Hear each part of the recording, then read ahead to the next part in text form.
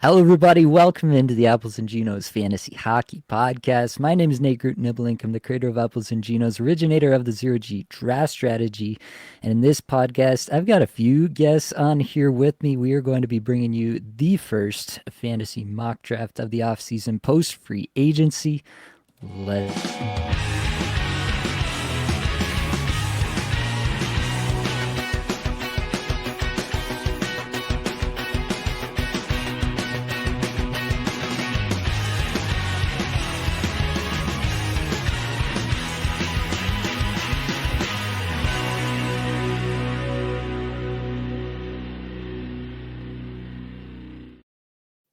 And of course, I have your friend and my best friend, Blake Creamer, here with me. I also have some new friends, maybe some new best friends. We've got Brian, we've got Ryan, we've got Evan, all in the building.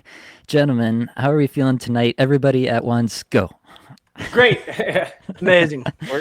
Amazing. Let's go. There's never a good way to do that. Just introduce four people and ask them to all talk at the same time. So, yeah, we're running a mock draft. I'm super excited. First one of the off season. I feel like free agency, once that's through, that's when we really start to get to biz, as the saying goes.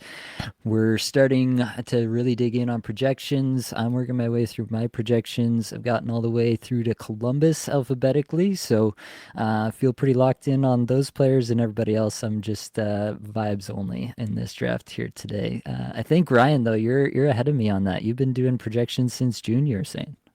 Yep. Even in the finals of the playoffs, I was like, you know what? Like, I'm gonna get to some teams that might not change a bit, and then I had like half done by the playoffs. When the playoffs were done, I'm like, all right, let's get this over with, and I got a whole value of a placement sheet already for this mock draft. So get ready to be sniped.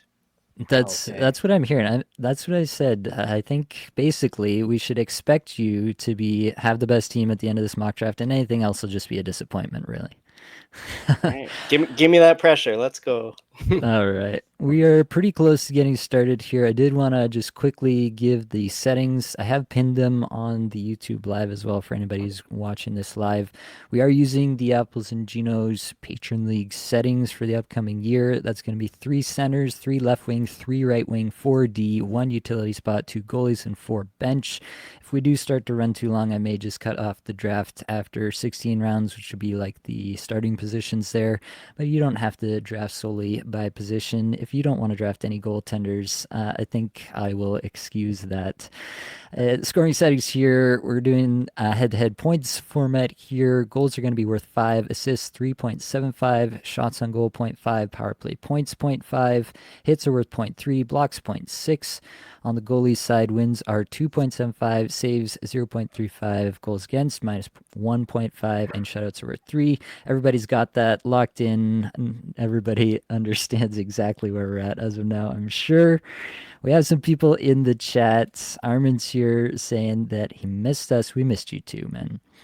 Dynasty Dave, #0G. James loves that we are back. That's awesome. And Armin already has questions for us. In a 16-man Cats League, would you keep Kuzmenko for a 14th or Peterka for a 6th? Who wants to jump on this one? My answer would be neither. Yeah. What are you talking about? You keep Big Kuzi and you take it to the bank. Oh, God, no. That'll be interesting, though, when we get to talk about those players. Paterka is a guy that I think is going to be sort of polarizing this year. Just because, new face, new place. We know the offensive acumen. But, it's going to be interesting. 6th round, Paterka, I don't know about that. Yeah, 6th round feels a little steep for Peterka. I don't mind Kuzmenko for a 14th, especially if it's bangers Cats. Like, Peterka's not much of a banger either, so... Here we go. We are on the clock, and I am going to go ahead and take Nathan MacKinnon first. Oh, I love this. In the 101 spot. All right. I think it's a good point to bring up right off the top. MacKinnon versus McDavid. I've had MacKinnon projected higher than McDavid, I think, each of the last 2 years, and this year is no different. I've projected both of those guys mostly just to see who I'd go with on this pick, and actually it wasn't particularly close in this format on the baseline projection for MacKinnon. I think actually last year he's probably a little under what he might do this year in terms of the shot projection. Full season of Martin H's there alongside him. Gabriel Landeskog. I looked at Gabriel Landeskog today. What he did in the playoffs, his stats were like right back there where they were before. I know it's a small sample size, but for him to do what he did in the playoffs was really impressive to me. So I'm actually pretty excited about that. Ryan, you're on the clock at the 104. McDavid, then Draisaitl. What are you going to do at 104? Oof, I'm making you wait, but yeah, I do think there's a clear. I do think there's a clear top 5 this year, at least in this format. Maybe top 4. Honestly, there's not much to talk about. Like, I have to take Kucherov here. I want to take big swings in a mock draft, but you can't. You can't pass on Kucherov here. Like, he's won the Art Ross 2 years in a row, and he's like top 10 4 or 5 years in a row if it's like fantasy points per game. So no question there. Yeah, I can't hate on that at the right wing position as well, which, as we all know, is pretty tough to fill, especially in a deeper format like this. When you get down to the dregs of the wingers, you'll see the those wingers be a little bit less easy to stomach than some of the centers that might be left at the end of these drafts. Lucio goes with Cale Makar at the 105. How are we feeling about that? Evan, I'll toss it to you. How do you feel about Cale Makar 105 this year? I love that. I think Cale Makar is obviously the best defenseman. Werenski kind of kept it close last year, but, he's just – I honestly feel like he has room for more, to be honest. I think his ceiling can go higher than what it was even last year, especially if he stays healthy. But I love the pick. Kucherov is an absolute dog too, Ryan. I love that pick. I think you want the guys that are going to be out there in every situation to get you the most fantasy points, not necessarily the best player for their team. You watch Kucherov stand up at the blue line to get his hat trick on an empty net goal, and I'm watching it being like, oh my gosh, is this really going to happen? But I love Cale Makar at that pick. Yeah, you guys remember Kucherov at the All-Star game? That's what I think of when I think of Kucherov. It's like this limp noodle just danking around out there. I don't know, but the guy's amazing. What do you think about Draisaitl at 3? I think that's an interesting pick. I mean, it makes sense, especially after such a good year, but it feels like you could get him maybe a little bit later here. Yeah, Brian, what do you think? Give us your take on Draisaitl, and then tell us why you took Kaprizov 107. Yeah. Well, yeah, first I want to say Makar's got that dog in him, so I was really hoping he was going to fall because I was hoping to grab him with the 7th.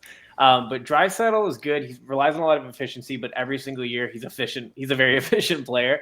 I was actually a little surprised he went 3rd overall. I would think you could probably get him 5th, if that. Kuch is the clear top 4 to round out the top 4. I would even suggest I would probably go with Kuch or at the 3. I picked Kaprizov because before injury, he was just running the league. I think as long as he can stay healthy, which is the biggest factor for Kaprizov, he's definitely up there with a great elite talent. Like, he's top dog there.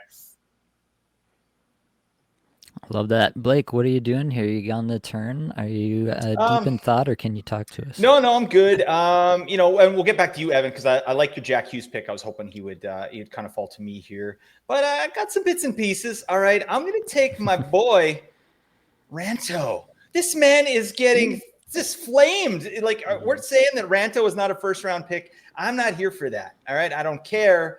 Don't at me. But I think there's really good value here for Ranto at 12. I mean, this might be where he actually does land, or maybe like an early 2nd round value, but I'm happy there. I think it's a safe pick. I think his ice time is going to go up in Dallas. He's not going to get the same levels as Colorado, but he's still a 90-point player to me, 90 to 100-point player. And I think that's reasonable for, the consistency that he brings. How much time do I have, for God's sake? All right, let's do some more. Oh, dear God. You know what? I kind of want to get in on the D here, because I'm at the turn. Yeah, I do that. All right. I want the D, that vitamin D, right?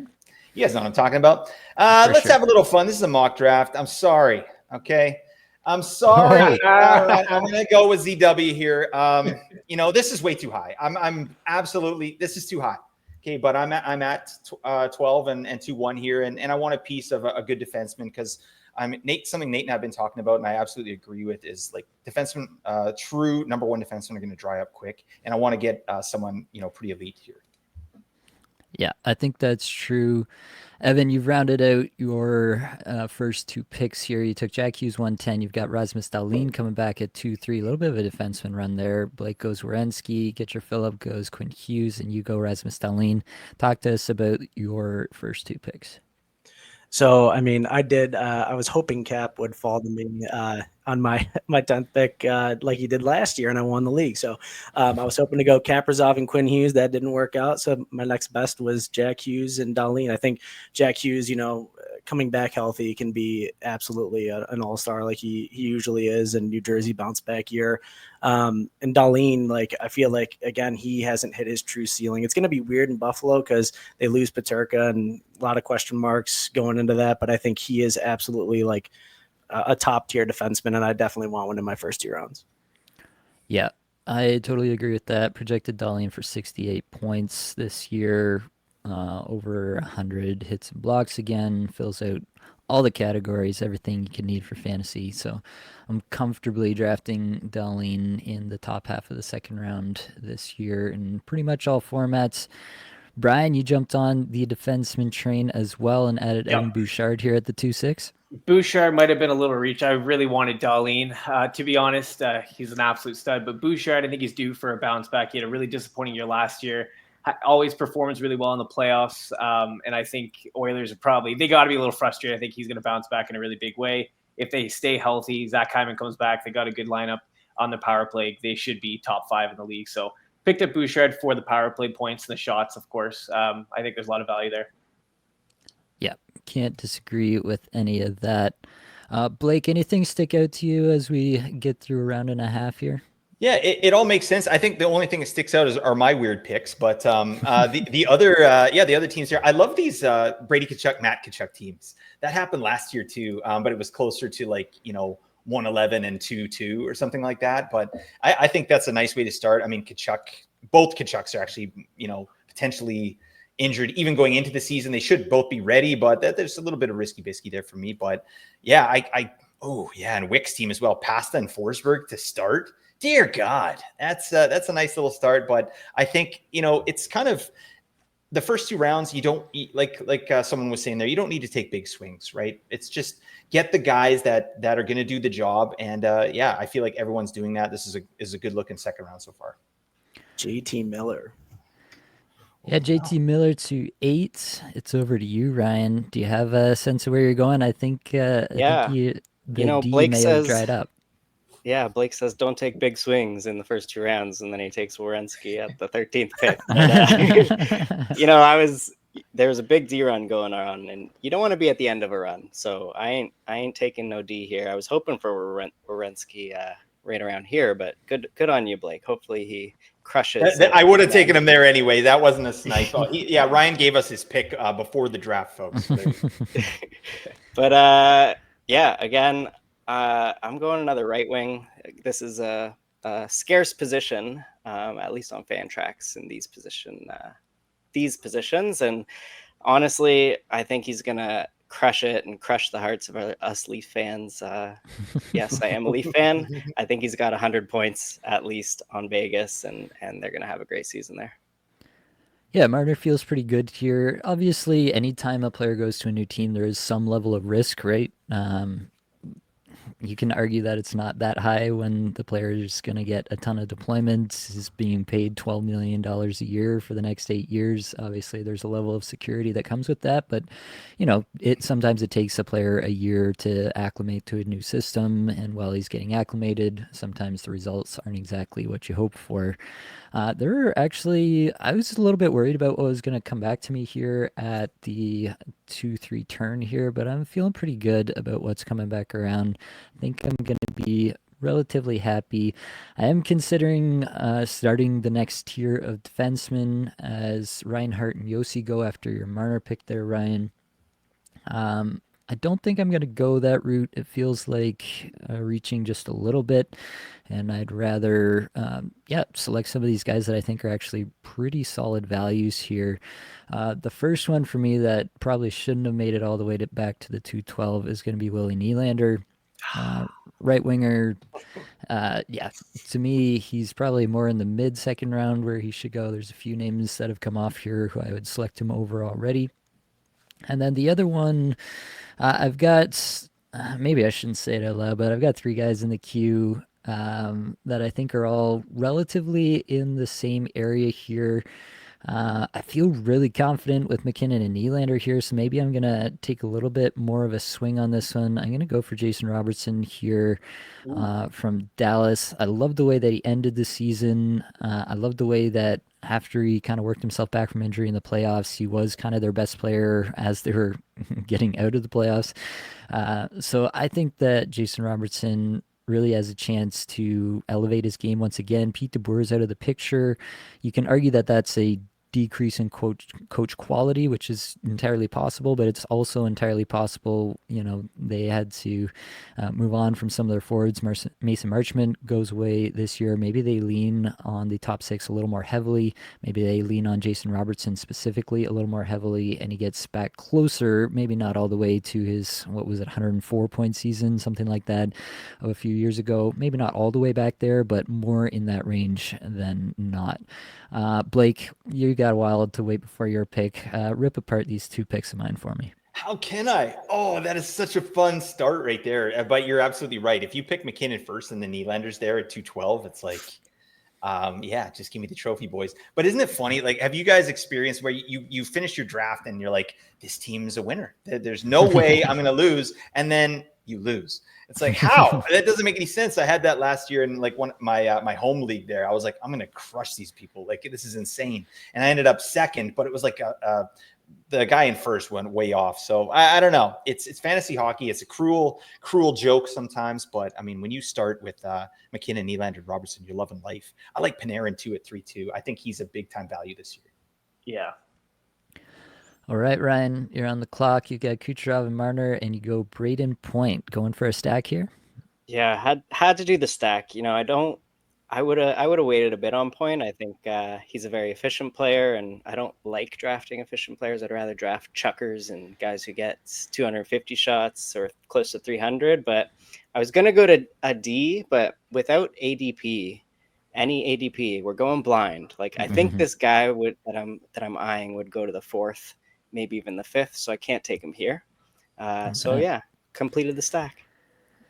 Yeah, I can't blame you for that. Lucio goes Bratt. He's got Makar, Miller, and Bratt now. Wick goes Pasternak, Forsberg, and adds Tage Thompson here. Thompson was the other one I was seriously considering instead of Jason Robertson. So I love that pick. Actually, I love that team. Pasternak, Forsberg, Thompson. That's a wagon. That's an absolute wagon from the start there. Brian, you're on the clock. You got Kaprizov. You got Bouchard. Where are you going with this one? Yeah, I'm just trying to see if I can pull up guys that are absolutely reliable that are going to get me some points, especially on the power play. I really was looking at Panarin and then Keller and then Thompson and Bratt. Everyone's reading my mind, and that's the issue with the draft. So what I'm going to go with here with my pick is Jake Gensel here. Right. If he goes through. We got it. I got it? Okay. I was going to say, what's going on here? I went with Jake Gensel. Yeah. Yeah, I would have paused it for you. No worry. We would have got there in the end. Yeah, I love that. Jake Gensel, mid-third, super reliable for sure. I love a pick in the 3rd round that I feel like I can just lock in, and I'm never going to have to think about it all year. He's just going to play every single game for me. I love that pick there. This is kind of where I thought we'd be, I think, by the middle of the 3rd round. I don't think there's a ton of surprises at this point. I'll be interested to see. We've now gone nearly a full round without a D selection after Yossi came off at the 211. So it'll be interesting to see when we kind of start that. I guess Makar is probably a tier of his own, and then we have maybe a 2nd round tier, but the 3rd tier then of defensemen is probably what we'll be starting out soon. And it'll be interesting to see where that starts. Maybe not on the turn here with these 3 in a row. I've already added 1 defenseman to the roster. Evan, what are you thinking at the 310 here? I feel like I'm in a tough spot. It's kind of weird. I'm thinking about the defense as well, but you kind of want to get some more power on the wings. I already took a defenseman. So, man, this is kind of a tough one. Yeah, I don't blame you for finding this a weird spot. It does feel like we did kind of hit the end of the super obvious names, and now it's a little bit more into the portion of the draft where you have to start staking You your know name what? to some of the This guys. might be a reach, but I'm going to help you out here, Blake. Oh, buddy, you son of a gun. I was hoping to get him actually at 4. I was thinking about it. I don't know if I Martin would. Natchez is the pick at 310 for Evan. Tell us what you see out of Natchez this year, Evan. What made you go with him ultimately here? You know, I think in the offseason, him and McKinnon are just going to get after it. I think that he does have an opportunity to be, at a minimum, close to a point per game player. Obviously, going to get the power play time. I feel like with McKinnon and him, even if he's not consistently on his line, I think he'll consistently be on the top power play. And I think that, you know, again, you're looking at a point per game right winger, and we're kind of at that spot in the draft where a lot of these guys are, you're kind of looking for the wingers that are like that before we're getting into, again, the rest of the defense and then your centers. Yeah, I projected Martin Natchez today for 84 points, so I concur with that assessment. Oof, I got 83. 83, there you go. Right in the wheelhouse there. So that feels good. Blake, you rounded out your turn here at the 3-4 with Victor Hedman and Wyatt Johnston, adding them to Werenski and Rantanen from the previous turn. How are you feeling? Yeah, I mean, picking at 12 isn't my favorite spot, right? And this is a mock draft, so I'm having a little bit of fun. I haven't dug in on it, a lot of strategy on what I'm actually going to employ, but one thing I do know is I want to, like I was saying, I want to get good defensemen and I want to get them early. And Hedman still has plenty of gas left in the tank. I think that's a 60 to 70 point defenseman, lots of PPPs, right? And then Wyatt Johnston. I'm just excited about Dallas. If you can't tell, I got Rantanen as well. Glenn Gulletson, I dug in a little bit on him just in terms of his coaching style and what he's bringing to the table. And you know, one thing that I learned, which I had forgotten, is that he was the power play coach in Edmonton, you know, when they sort of took off there with, you know, obviously when they had their nuclear year. Like, this guy is really good on the power play. I like Thomas Harley on the back end. So yeah, I'm big on Dallas this year. And I think Johnson's, you know, a 70 to 80 point guy probably this year, with ceiling for more if he gets more opportunity. Johnson's also a very young guy too. And every single year he just keeps getting better and better. That's a solid pick, I think. It feels okay. I mean, you have to reach a little bit when you're at the end like that. Yeah, that is one thing when you're on the ends of the drafts. You do have to go up and get your guys sometimes. Evan, your guy at the 4-3 was Adam Fox. So now you've got two defensemen, Rasmus Dahlin, Adam Fox, adding them to Jack Hughes and Martin Natchez. What made you go with Fox? I just feel like, and maybe this has been a new strategy over the past few years, but I feel like the top tier of defensemen, it kind of has that drop off. And I definitely want to get, if not 2-3 defensemen, I'm really confident going to get me those points. And Adam Fox, you know, had a down year by all standards with the rest of the New York Rangers as well.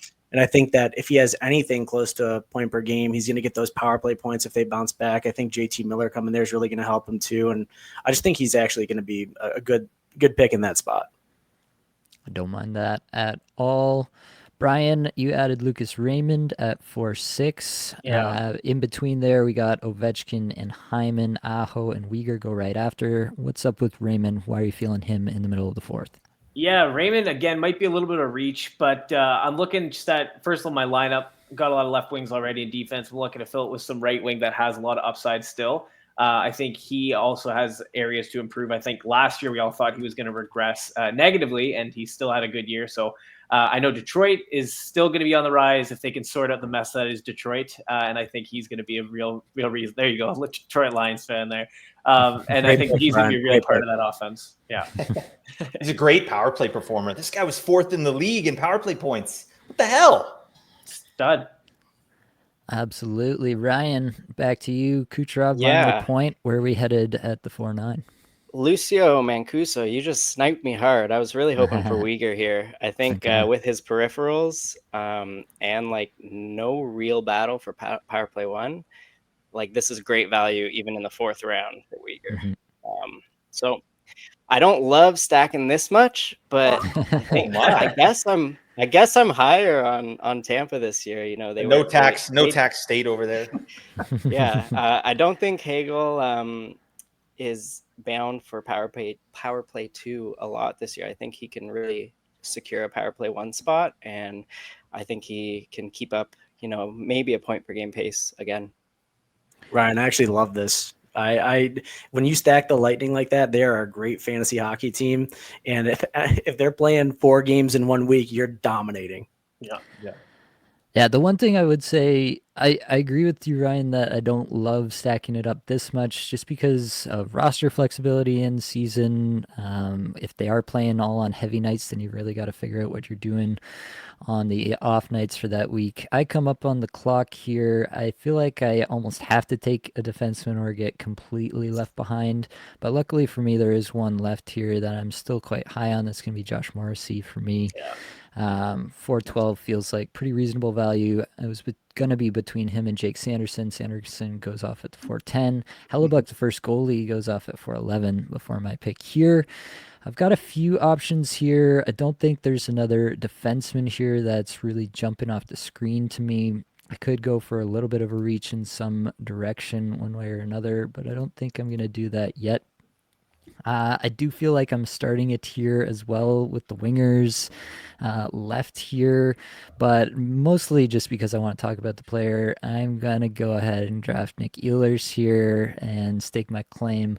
I did Nick Ehlers' projection here on Carolina, and I came out to 80 points, and it is an uncomfortable place to be. I'll probably take another look at it, and I'll probably mute it a little bit just because that does feel like a bit of a ceiling outcome. But if you just look through what Nick Ehlers has done on a permanent basis throughout his career in Winnipeg, it's just been utterly ridiculous, on par with some of the greats across the league in that time span. He just has never gotten the minutes. And I have to assume that when he was the belle of the ball after Marner went off, right? Like everybody wanted a piece of Nick Ehlers. They were courting him. And I have to assume that part of the reason he wanted to go to Carolina was he said, I want a top line role, and Rod Brindamore was forced to come on board with that a little bit. I still am only projecting Nick Ehlers for 14 minutes, even strength time on ice. That's not like in the upper echelon. Like for reference, I've got a guy like Connor Bedard up over 17 minutes even strength time on ice. So there's still a fair amount of leeway there. Carolina just doesn't give anybody that kind of even strength time on ice, and I still come out with Ehlers at this ridiculously high number. Part of that is too, I think he just fits quite well. I think that he's going to be an instant fit, probably on the top line with Jarvis and Aho, and it's going to work out well right from the start. I don't feel really any doubt that it's going to work out in Carolina. Does anybody feel differently about Ehlers in Carolina? Crickets. I got him down for 70 points and Okay. more of like a median projection. I can see it happening, but I do think like no Carolina player will be amazing, and I'm coming up. I'm getting the anxious music in my. Yeah, you're on the clock. Yeah. You got 10 seconds left. Oh, Wow. that's right. There we go. You said you were going to. You did it, you son of a gun. Yeah, Ehlers to me, I don't know. He's never played with these type of players at even strength. Obviously, he's a great power play performer, but if he gets on a line with Aho, I mean, that's going to be interesting. And Jarvis is a dog. He's that guy in the corners, winning puck battles, getting the puck to these two guys. I definitely see an increase in his even strength numbers. It's just, how does that Carolina power play work? And because, I was looking at that too. They're a bunch of lefties, right? We might need a right-handed player on that power play. And I'm not sure what's going to happen, if it's going to be Svech taken off or what they're going to do. But I got Ehlers for 75. I projected him for 75. That's how my first pass came through. So. Love that. Brian, it's come around to you. So just to Yeah. recap, after my Ehlers at 5-1, we got Lane Hudson 5-2, Macklin Celebrini 5-3. I love that pick. I didn't want to go for a second center after taking McKinnon in the first. I didn't really want to go there, but Celebrini definitely would have been consideration if I had been willing to stomach that. Ryan goes Elias Pettersson, as we mentioned, Tim Stützle at the 5:05, Shea Theodore at the 5:06, and Brian, you're on the clock at 5:07. Yeah, and with this pick, I'm going to pick up Thomas Harley. I think he's going to be a stud this year if he can finally get PP1. I think it's important to get at least 2 solid defensemen in the first couple of rounds here. And I'm actually surprised Stützle fell to the 5th round because I think he is absolutely due for also another good year as long as Ottawa keeps continuing to get better. But as long as Harley can get power play 1, I think this will end up being a bit of a steal here. Blake, I don't think you have any thoughts on Thomas Harley, do you? I love the player. I feel like we could get him at a little bit better value, but I mean, again, you go out and you get your guy, right? Like I believe that Thomas Harley is going to be power play 1 as well. So I think that's has the bones of a 60-point defenseman, and a 60-point defenseman in the 5th round. Sure. Like that sounds good. And at the very least with Harley, he's a double-digit goal defenseman, and that's not very common as well. So yeah, I like the pick. I feel like there's a bit more value there, but Jimmy Craig Cornyn, I don't care. Very nice. 508 is Kirill Marchenko. 509 is Connor Bedard. I did Bedard's projection today. Came out to 70 points, 30 goals, 40 assists, 70 points. I think he's got upside for even more than that. They have no one else there. He's going to get an insane amount of ice time. I feel pretty confident about that part of it. It's really just, can they continue to build on what was there last year? They don't have a lot of the personnel there, but maybe a full season of Ryan Donato on the top line. They showed some chemistry there. Maybe that helps. Frank Nazar, him coming up, maybe that helps as well. I'm at least open to the idea. You look at the micro stats on Bedard, you look at everything around the player. I don't think this is a player who's, trending in the wrong direction in any regard. So I like Connor Bedard there. Evan, you went with Nick Suzuki, 5'10". So got sniped on Bedard. Definitely a slight panic pick, but I will say I love Nick Suzuki, and I love what Montreal is doing as a team. You got Demidov coming in. You got Lane Hudson erupting last year. I traded for Nick Suzuki, traded Dylan Gunther for him, threw in a Casey Middlestat earlier in the year. But near the end of the year, Nick Suzuki really came on, and I think that last year was a career best for him, and I think that this upcoming year it may continue, like at least point per game, if not slightly higher than that for him. I'm into it. Nick Suzuki is going to get all the time there in Montreal for sure. I do think that I haven't done the projection there yet, but baseline, I do think Montreal probably overperformed in some regards last year. I'm not sure exactly what that'll turn out to look like for fantasy purposes, but I'm excited to dig in there and see what comes out. Adrian Kempe goes 5'11", and Blake, you go Matt Barzal and Carter Verhaeghe at the 5'6" turn. Yeah. So. It's interesting. It's again, I'm picking at the 12 spot here, so I feel like I'm reaching on both players, but I mean, they're not going to come back to me, I don't think. So obviously I like Barzal. I think he's a major value here. So that's probably a reach because his ADP is probably going to be super low, even on Yahoo because of his injury. It just tends to happen over on Yahoo. So I think this is a guy I'm going to be way in on this year, and I'm probably going to have a lot on my team. But for the purposes here, I just wanted him here. I wanted to get a center locked up. And then Carter Verhaeghe, one of the, we've talked about it, Nate, one of the most unlucky players in the entire league. The metrics, they're flying off the page. This guy was 16th overall in shots to goal per 60 on the year, 8th overall in scoring chances for per 60. And he had a down year, only 53 points in 81 games. So I'm expecting, 70-point Carter Verhaeghe. I haven't projected him yet, but he's obviously got that in the wheelhouse. He does need power play 1 though. And there was some question about that last year, but he did get it back in the playoffs. Love that. We get DeBrincat after that, and Evan, you add John Tavares. So the Montreal-Toronto rivalry well and alive within your team here. Yep. Johnny T's just Mr. Reliable. I'm going to take him getting hits, block shots, that power play, net front, tapping in pucks. And I think with Marner gone, he's going to have more opportunity to do that too. Can't hate on that. Andrei Svechnikov goes 604. One effect of Ehlers in Carolina is I did end up kind of pushing Svechnikov down.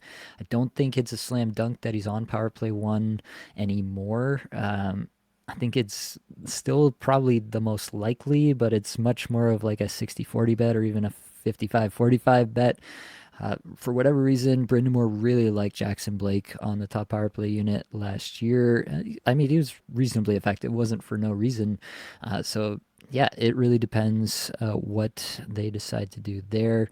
Wouldn't surprise me if Svechnikov spent more time on the second unit there this year, and that has me a little bit worried. At the 604, with everything else he brings to the table, 200 shot potential, 200 hit potential, that definitely boosts his profile for fantasy purposes, but I'm a little bit gun shy on Svechnikov this year for that reason. Dougie Hamilton goes 605. Tons of upside there if he stays on power play 1 all year. He's obviously a terrific offensive defenseman, but I am really starting to wonder when it's going to be Luke Hughes' time. In my mind, Luke Hughes took a huge step underneath the hood last year, and it might just be this year where they decide this is your team now, Luke Hughes and Dougie Hamilton. I mean, there are even some trade rumors around Dougie Hamilton this offseason already. Wouldn't surprise me if they start to prioritize Luke Hughes there moving forward. And then, Brian, you went to Detroit to add Dylan Larkin at the 606. Yeah, I did. I look at Dylan Larkin. He's been in around a point per game player, but he shoots the biscuit in the basket. You know, he shoots a lot, gets the first line exposure. And I like the stack with having him with Raymond. So I just think that it's a big opportunity there. Someone that can score, someone that shoots a lot. I think it's really valuable. Yeah, I love Larkin, one of the more bankable guys in the mid rounds here. Blake was just looking like a proud papa when you said biscuit in the basket there. Yeah, He was so this guy, pleased. yeah, he's just upping himself. Like when I did a pod with him the other day, he's got all the catchphrases. So yeah, buddy, you know, that's how you do it. Flattery will get you everywhere. All right. That's for sure the case with Blake. Ryan, you're up 609. What are you thinking here? So at this point in the draft, I don't have any D. No D for Ryan at the moment, but I do think we've reached a time in the draft where like all the elite D are taken and it's not worth it to reach now. So I'm forced into a 0D strategy here, and I'll go for upside in the later rounds because there's just some great wingers here, and one of them had a real down year last year. Very low on ice shooting percentage at even strength and abnormally low IPP. So I think I'm getting here with Fiala, and I think he's going to crush it this year with Quinton Byfield taking a step and really secure power play 1 role. I think he's good for 7+ points. I love that. Yeah, nice value there. Fiala feels really good in the later 6th. Matvei Michkov goes off 6'10". I love that pick as well. And Tom Wilson, 6'11". It's back to me. I can't believe that Seth Jarvis is still on the board, so I'm going to lock that in right away. That's a no-brainer for me. Adds my second right winger, so I feel pretty good about that. I've also got a left wing and a left wing right wing, and Robertson and Ehlers. I feel like I can go in multiple directions here. I could go to defense, or as you mentioned though, Ryan, there's nobody that's like really sticking out here. You're kind of taking a swing if you go that route. I think I'll just try to stay as flexible as possible in this spot. I'm going to go with Timo Meier here. Even if we kind of get what we got last year from Timo Meier, he's probably worth this pick. And if he does do any better, then it's just gravy on top. So I kind of like that there. He's left wing, right wing in this format. So again, gives me a little bit of positional flexibility that you're never going to be mad at in season. That guy was going in the 2nd round in like 13th overall pick 2 years ago. That felt good though too. You're like, this is going to be a smash. Timo Meier, let's go. Power play 1. What the hell? I mean, I'm not even convinced he gets it this year. Like they something about Timo Meier instead of Stefan Nason on that power play. They don't like it for whatever reason. Yeah, it's a Sheldon Keefe effect. He had a little bit of that with William Nylander when Nylander was on the younger side of things, kept him on the 2nd unit far longer than he needed to. So hopefully this is a year for Timo Meier, but as I mentioned, even if it's not, I think I'm going to be pretty okay with Shame Meier me, everyone. at 7-1. Shame me taking the goalie. Ryan goes with Andrei Vasilevsky at the 704. Hellebuck, as I mentioned, went back at the 411, and then this is the second goalie taken. You know it's an apples and Ginos draft when the second goalie taken is in the 7th round, that's for sure. And it's Vasilevsky. What the hell? And it's Vasilevsky. Adding to the Tampa Bay stack here, Ryan. Yeah, I'm going full stack now. We're trying to do strategy. I like it. I love Where's it. Nick? No, Nick Perbix is another team anymore. No, yeah. He can definitely get Chernak a little later.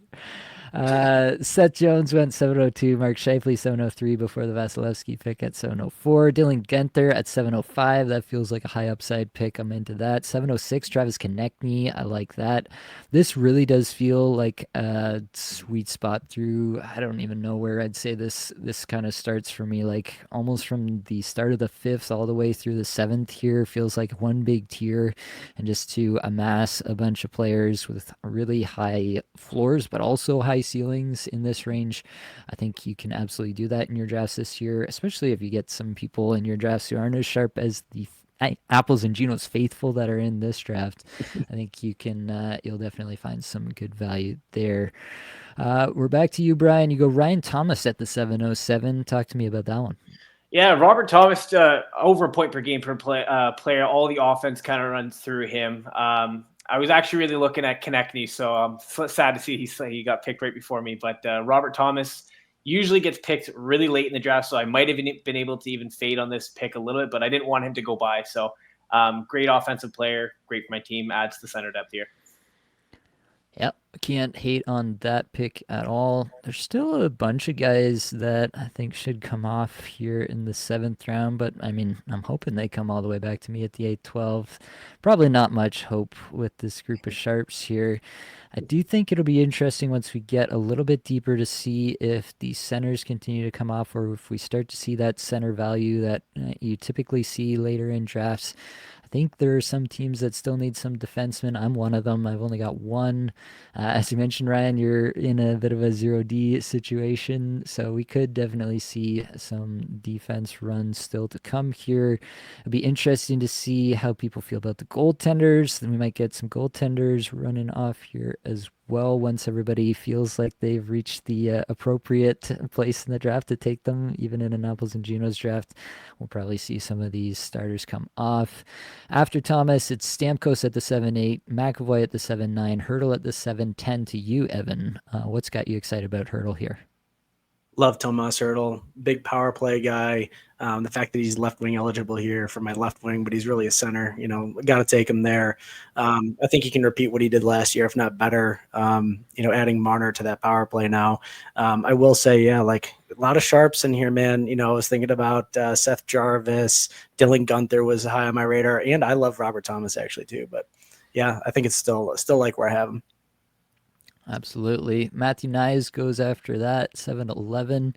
Can't hate on that pick either. And Blake, what are you going to do at the 7-8 here?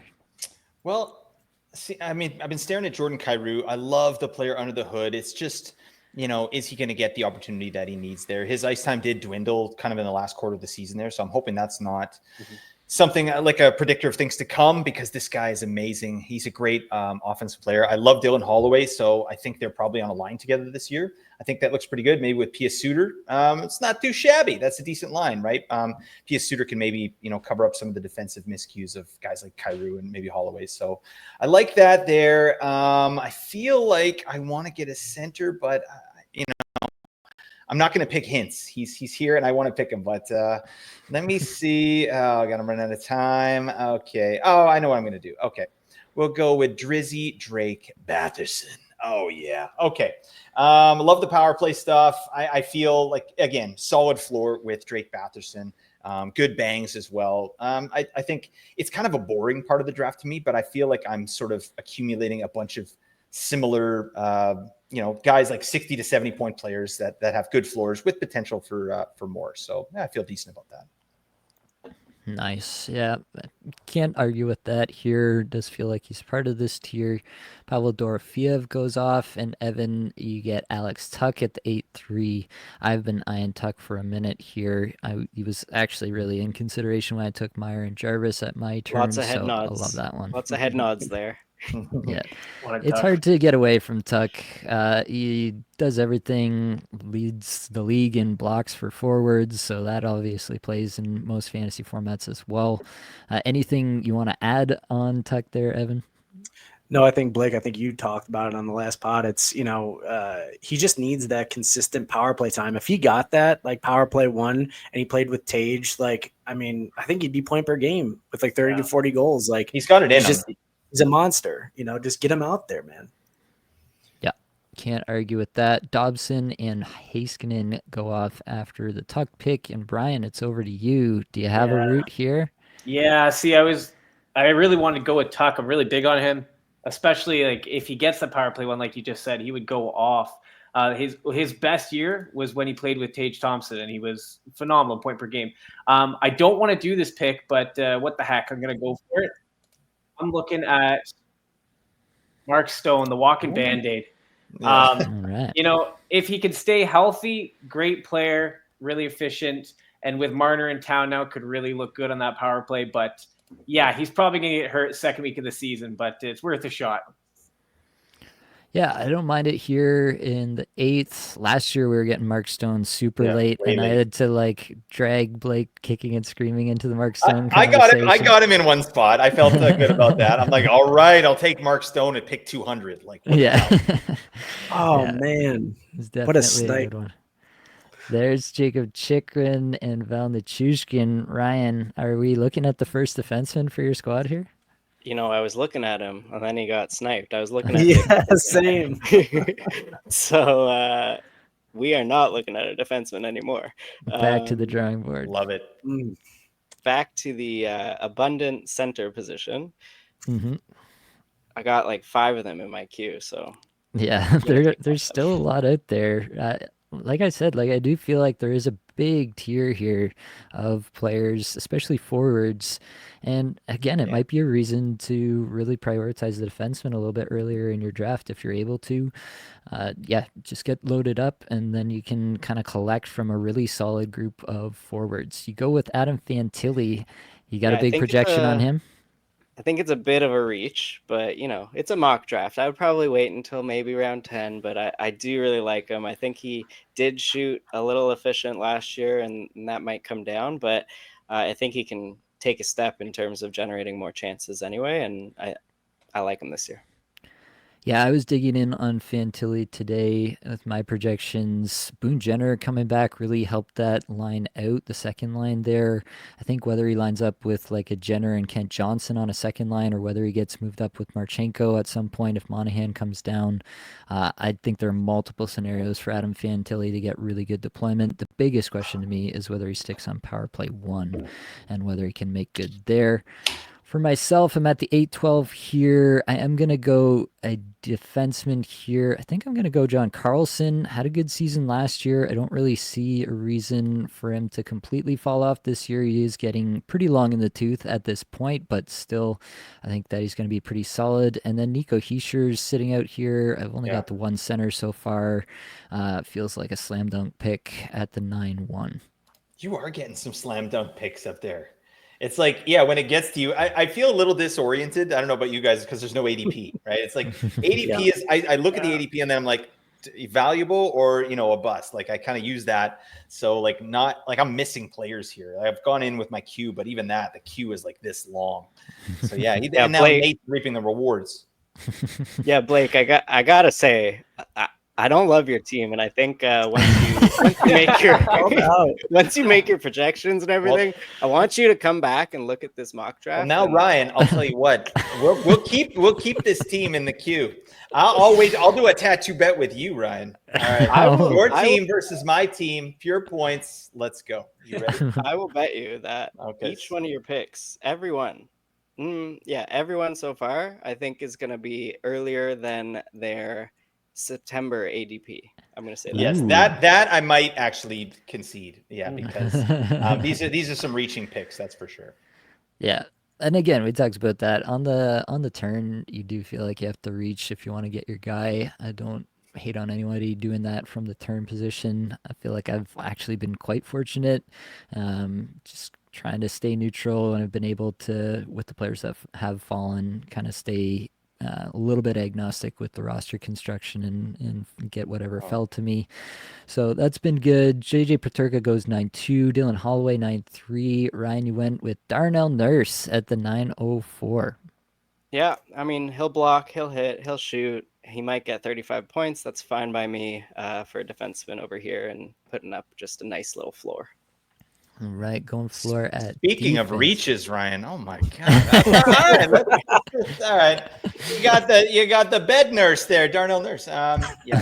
Can you believe someone paid Darnell Nurse $9.5 million this season? I mean, what the It's hell was the insane. thinking? This was like years ago. Yeah. I mean, $9.5 million now for Nurse. You're like, okay, Dobson's getting that. Okay, he's not Dobson, but yeah, that was a crazy contract. That was definitely one of the worst ones in retrospect. Vincent Trocheck, friend of the show, Vinny Tro goes off 905. Rupe Hintz, 906. Love that pick as well. I feel like he is in line for a pretty good season, probably alongside Rantanen for most of the year. Brian, back to you, 907. Do we have a plan? I do. I'm going for an old reliable here. Nazem Kadri shoots a ton, leads that offense. I know beginning the season, I think he could have had a better year than he actually did last year because they refused to put him line one. They refused to put him the first power play for the beginning of the year. And then finally their offense kicked off once he was there. So I think it's a steal there. What round is this? Yeah, 9-7. Yeah. Yeah, I agree. I did Calgary's projection recently, and my biggest takeaway was that Nazem Kadri is still a stud at, 34, 35 now? Everything looks good under the hood with Kadri. Still driving play, still doing everything you want him to do. He's probably going to play with Huberdeau all year long. I think it's actually a pretty interesting conversation who plays with those two at even strength and on the power play. Could we see a Matt Coronado escape from the clutches of the Backlund Coleman line and get onto the Kadri Huberdeau line and reap the rewards that way? Definitely something that I'm going to be watching for in Calgary. We got a couple of goalies back to back here. Jake Ottinger, Igor Shesterkin, and it's back to you, Evan. Are you desperately scrolling through, or do you have a plan here at the 9-10? Kind of, and this is going to maybe be a reach too, but I've been down on him for a few years, but I feel like if I'm going the Adam Fox route and the Rangers to bounce back under a new coach, I'm gonna get Zibby and get two guys on that top power play. Yeah, Mika Zibanejad, he has shown some weird signs of decline. I don't think he's a very good 5v5 player at this stage, but you look at the top six on the Rangers, and theoretically they should be able to figure this thing out. Mike Sullivan, I think, is a good coach. I'm not really honestly sure why it all went south so fast in Pittsburgh. Obviously, they had some roster construction issues that really hampered them in the end, but yeah, I'm interested to see what Sullivan can do in New York. I think it's going to be better than what it was last year for sure. Zibanejad should reap some rewards, if not a lot. Quentin Byfield goes off 9-11. Blake, you go Logan Cooley at 9-12. He was in my queue. And what do you got for the 10-1? I don't know. Yeah, Zibby's a snipe. I was hoping that Zibanejad would come to me. So I needed to retool there, get a center. I like Logan Cooley. I think that power plays, even just a touch better. He got 20 power play points last year. Maybe he gets 23, 24. Maybe we're looking at a potential 70-point season for Logan Cooley. So to get that in the 9th round feels good. I want to go another D here, but I don't think I'm going to because I want to have some fun. So I'm going to go over here. Oh, yeah. Let's do it. Let's get Demidov in here. I think this guy's going to run away with the Calder this year. Nice. I think 50 to 60 points with obviously runway for more. He needs power play one. There's no question there. But again, getting wingers, I'm actually a little bit flush with wingers now, so I better slow it down. But yeah, I feel that this is kind of a fun draft. So I like having guys that I enjoy watching as well. For sure. If you're going to go off the board, make it somebody fun to watch, and you've done that for sure with Demidov. It'll be interesting to see if he does stick on power play one. I know all the Montreal fans are like, yeah, for sure he's going to be there. I don't know if it's that for sure, but it does feel like the most likely scenario that he gets there. It's just a question of then what are you paying Patrick Laine to do exactly? Is he literally going to be scratched making all that money on the bench every single night? I don't know. But either way, it will be one to watch in Montreal for sure. He's definitely got all-world talent. Patrick Kane, 10-2. Evan, you go Erik Karlsson, 10-3. Just looking for some depth defense at this point. Yeah, 60-point Erik Karlsson feels pretty standard to me. 50 to 60-point D-man in this late stage as your third D-man. I'll take it. I think it was kind of a good spot for him. Yeah, I think this is an appropriate range for Carlson. Even if he gets moved, as there's been some rumors, obviously Pittsburgh shedding just about everybody, it feels like. Even if he gets moved, the only reason somebody's acquiring Eric Carlson is probably to run a top power play and play some offensive minutes. So I don't think his offensive outlook would change too much wherever he goes. Brad Marchand, 10-4, Jonathan Marchessault, 10-5, and Brian, you took a guy off my queue, Jackson Lacombe, 10-6. Yeah, Jackson Lacombe, man. I think it's just a good idea to have someone, if there is someone available from Anaheim, because I feel like they always play on the off days. He had a breakout year last year. Great player, obviously quarterback in the power play. As long as he can stay on that power play, great pickup here. I'm giving myself a pat on the back. Sorry, guys. Great pickup, Brian. Good job. Hey, I love that, man. You can do it. That We feels just good. don't have to agree. I'm obviously I had him in the queue. I like to pick a lot. Mackenzie Blackwood, 10-7. Brandon Montour, that was the other D that I had in my queue, so I got to get back to the queue. Ryan, talk us through your pick at the 10-9. Yeah, really enjoyed the Eric Carlson pick. I was really eyeing him. I think if he does get traded, like Nate, like you said, he's getting traded to run power play 1. I could see that maybe in Toronto, if Riley isn't the guy there and Carlson comes in and is shot into a great opportunity with Matthews and Nylander and the rest. That'd be pretty fun, would man. crush it. Carlson to the Leafs. Oh my god. Oof. That would be pretty fun. This one, I was gonna eye Brian Rust, I think, but if he gets traded, he's not getting in that situation. So I'm doing a boring pick here. I think we saw Bo Horvat's floor last year, and if he does that again, that's fine in the 10th round for me. Yeah, it's hard to argue with Bo Horvat in the 10th. Raquel goes off 10-10. I've got to really think about what I'm going to do here. I've kind of filled out my slots pretty well. Brian Rust still being here at 10-12 is an affront to humanity, so I'm going to have to rectify that situation. But after that, I'm not too sure. I have the center spot open, but I have a lot of centers further down that I'm quite interested in. I don't feel like I have to quite go out of my way there yet. I could definitely hold off if I wanted to. The defense is really dried up. I think, I'm going to lock in Brian Rust for sure because he definitely shouldn't be on the board anymore. I don't love that I've got 3 right wing only, but it is kind of the situation I find myself in. I think I'm going to have to go Luke Hughes here at 11-1. It's just so much upside in my mind if he does get on power play 1. I think he could score. Honestly, I think there's not really a ceiling on what he could score if he takes another step this year. He's got all the tools necessary. He doesn't, do the stuff for fantasy that we typically love. He's not a big-time shooter. He's not a hitter, not even really much of a blocker. So the peripheral stats are not really there, but I think he is going to put up a lot of points. If he gets power play 1, I think him and Lane Hudson probably have similar stat lines at the end of the year, and Lane Hudson goes at the 5-2 in this draft, and I get Luke Hughes at the 11-1. It's taking a bit of a swing, but it's a huge upside swing in my mind, so I'm pretty happy with him there. Anybody disagree with Luke Hughes in the 11th? Great pick. No. Smash.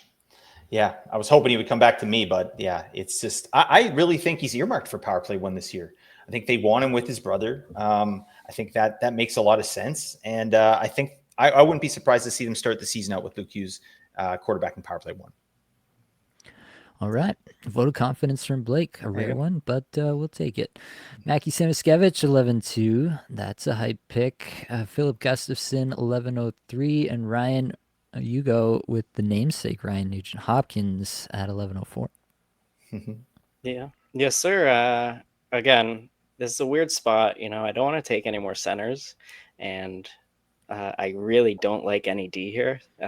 So give me Nuge, who can maybe get 70 points, maybe 60 points here. 60 points here is fine in the 11th round.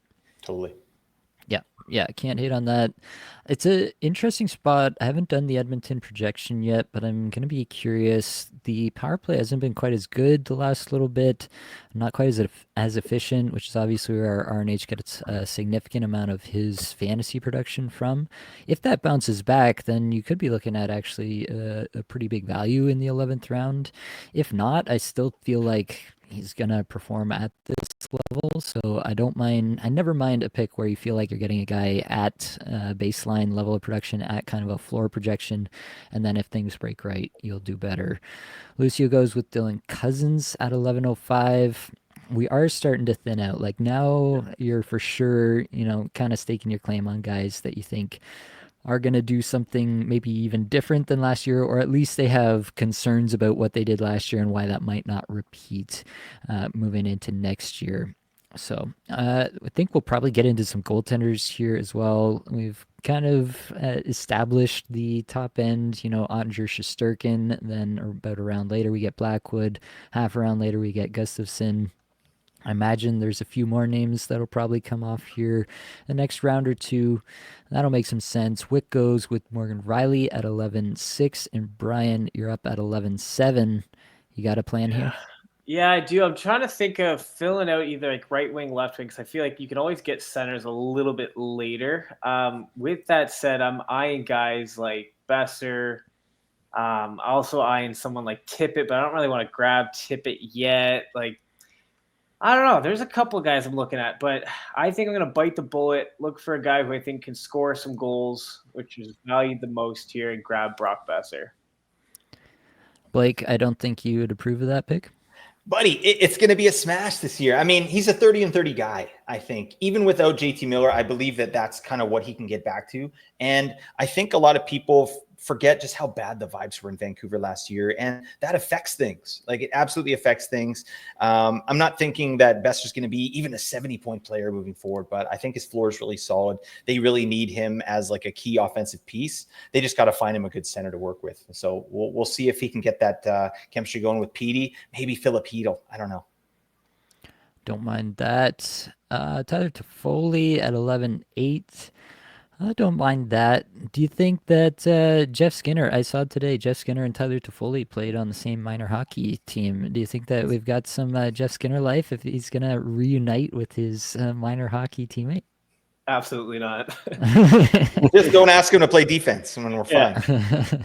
It does feel like a pretty thin bet. I kind of feel bad for Jeff Skinner, man. Like at the height of his powers, he runs into a coach who absolutely hates his guts, demotes him to the fourth line, makes his contract look way worse than it had to. It was a bad contract, but it didn't have to look that bad. Yeah. The coach absolutely sewered him, and then he obviously lost a step as well along the way and was never the same player. But I feel like he's gotten a pretty bad rap and has never really gotten the chance to play at the height of his powers in the playoffs either. Feel bad for the guy, but it's hard to feel bad for a guy who's made, whatever it is, $50+ million playing professional hockey. You're so heartless, Nate. How dare you? All right.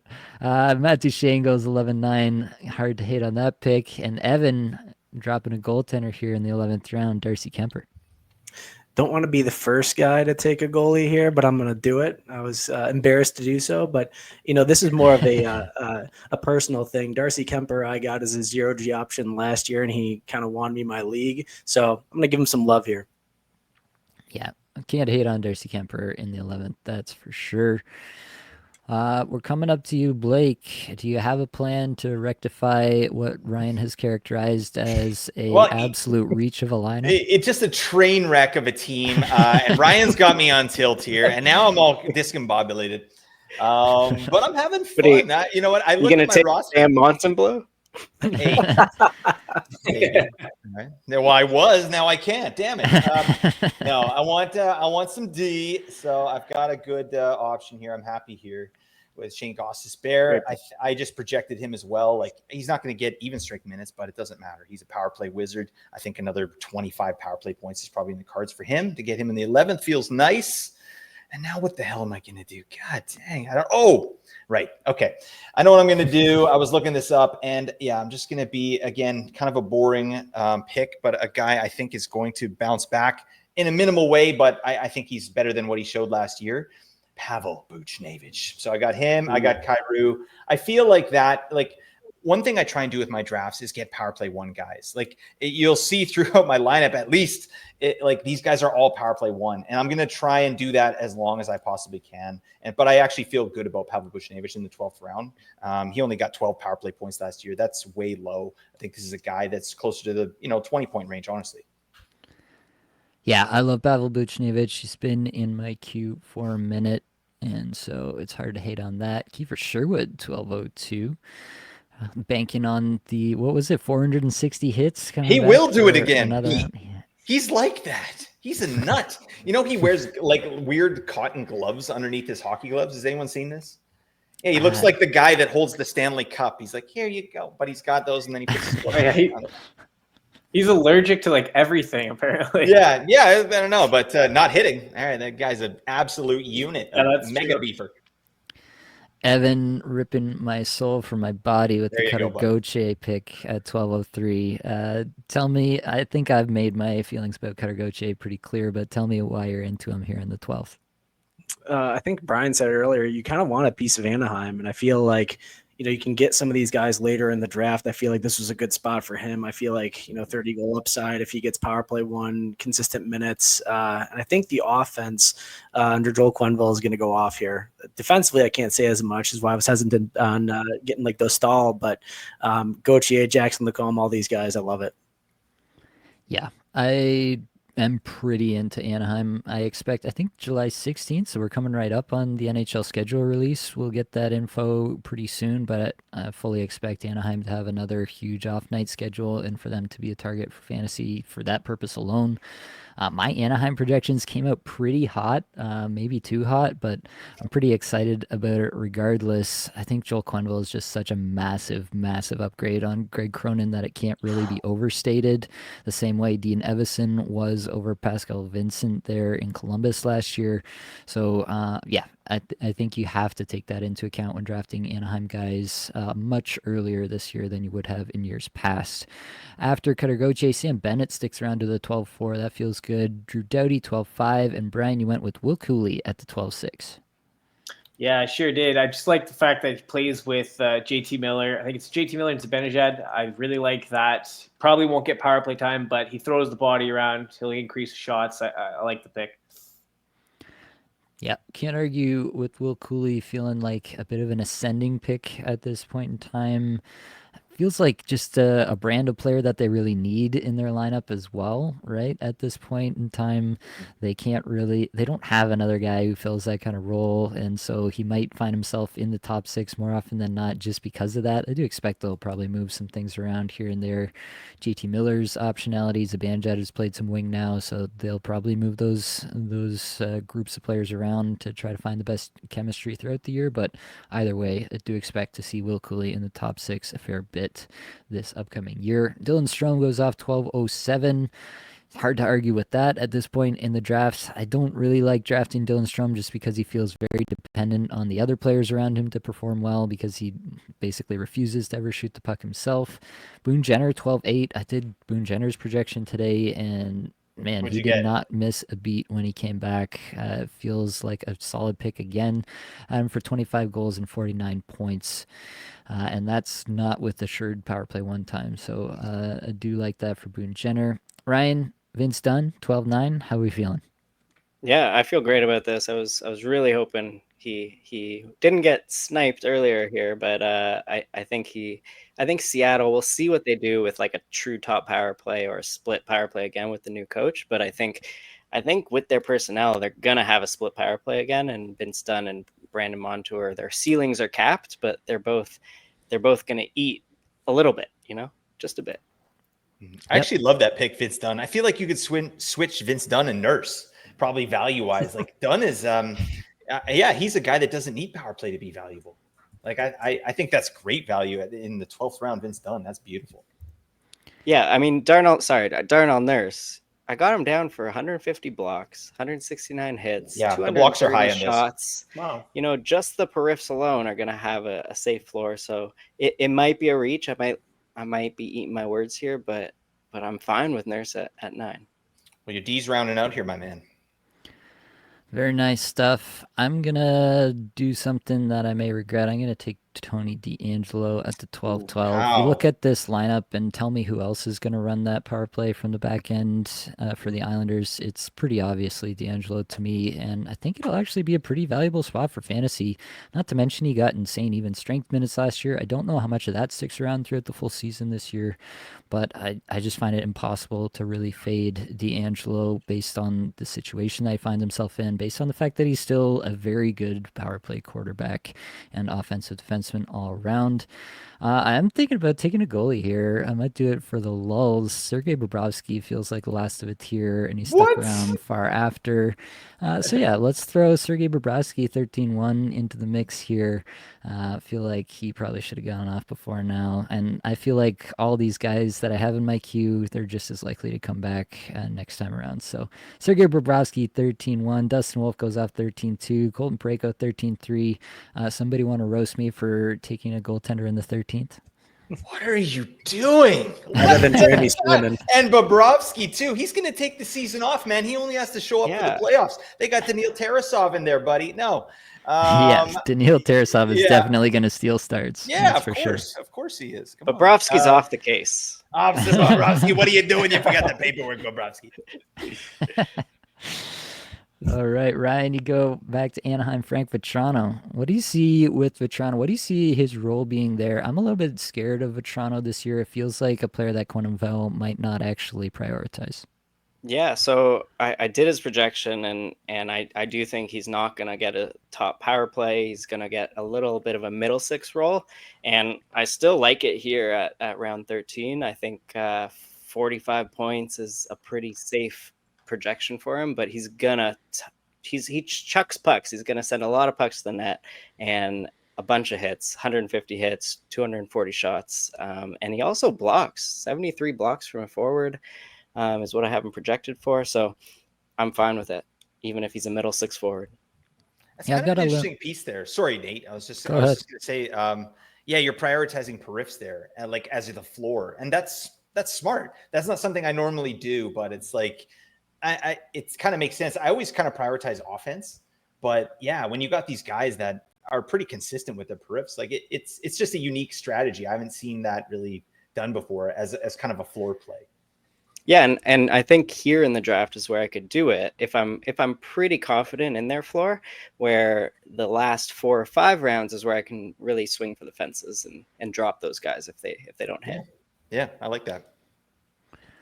All right. Armin is in the chat asking about the first overall rookie. This is going back to my D'Angelo pick. If Matthew Schaefer is in line for potential power play one, I would say it's possible, but probably only if the Islanders season kind of starts trending downhill and they want to, bring Schaefer in. In that case, they're probably shipping D'Angelo out at the trade deadline anyway.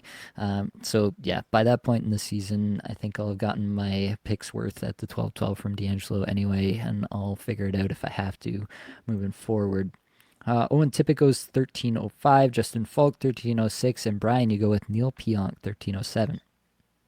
Yeah, I was looking see if I can find another power play defenseman, but there wasn't really any that I liked. And someone had just mentioned earlier with Tippett there, Ryan, I think it might have been you, who was talking about Tippett. And Pionk does a lot of great things. He shoots, he hits, he blocks. I just think he covers a lot of categories, gets you a lot of points every single way you could imagine. So I like the pick for a late round last defenseman there. All right, we head through 13-10 to you, Evan. Do we have a plan here? Dursey goes off 13-8, Will Smith goes off 13-9, and it's back to you. What are we looking at to continue filling out the roster? I do really like Will Smith. That was a great pick. But I'm going to have to go. I'm actually surprised looking at this, but I think he keeps his top line role in power play spot, even though Columbus has a lot going on there. The chemistry was undeniable on that top line for the most first half of the year, even with Fantilli replacing him with that injury. I think Monahan can still, be like a 60, 65 point center. He doesn't shoot that much, but as kind of my third center option, I don't hate it. Right. After that, Sorokin goes off 13-11, and Blake, back to you. What reaches will you bestow upon us here? I'm just going to reach around. I'm going to reach around all over the place. I like to do that. All right. Everybody gets a piece. Okay. I don't know where I'm going with that. I know exactly where I'm going with that. Okay. I'm going to take Jared McCann. All right. Maybe we were 1 year off on Jared McCann, Nate, I think. And now in the 13th round, we got a new coach in there. Let's see what's what, right? This guy's a great goal scorer. He just needs the opportunity. He hasn't really been afforded that. I mean, it's the stream team over there in Seattle, so that could very well be the case. But, I mean, the risk is pretty low, pick 13 here. And then I think I want to get another center, so I'm going to just look in here. Oh, dear God. Yeah, I think I want a piece of Anaheim as well. I'm going to take Mason McTavish. I think there's some reasonable bangs there, and I think a good runway as well for him to achieve even more. But obviously, he's going to have to become one of Quenneville's guys. Yeah, I like McTavish there. He was in the queue. Yeah, I feel pretty solid about that. I think one of McTavish or Leo Carlson is going to have a pretty big season for fantasy. I'm leaning McTavish's way right now, but I could see either of them kind of taking a step this year and establishing themselves under Quenneville. And so that will be a situation to watch for fantasy purposes for sure.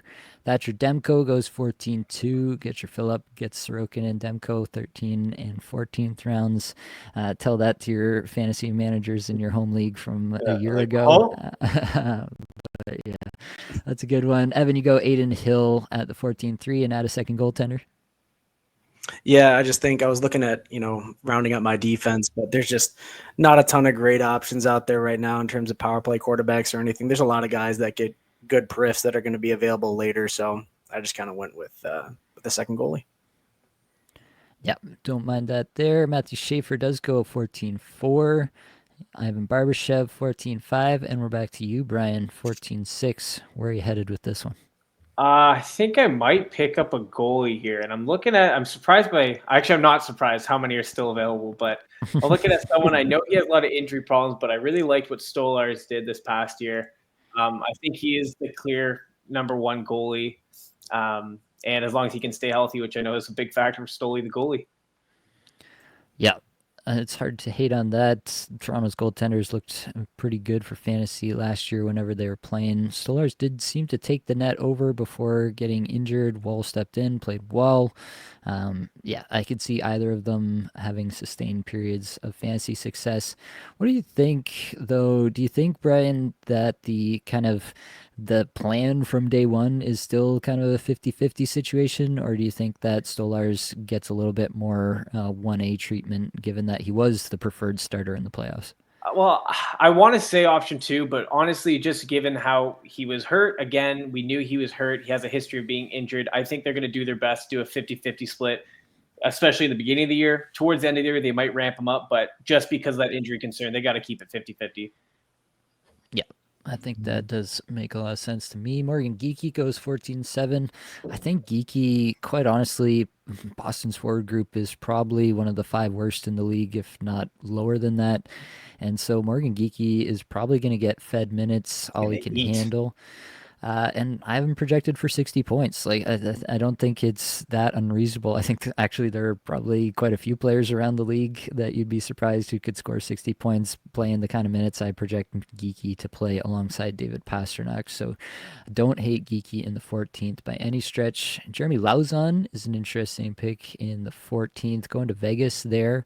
Obviously a beefer. I still think I'm trying to get more upside than just a hits guy, especially in a points league like this. Ryan goes Dmitry Voronkov, clearly not scared off by the trade rumors or the late season demotion. What do you think about Voronkov in the upcoming year? I mean, him, Marchenko, and Monahan had one of the best even strength lines in the season last year, and I think it would be a mistake not to give that a try again this year. And I think they're gonna crush it at even strength at least.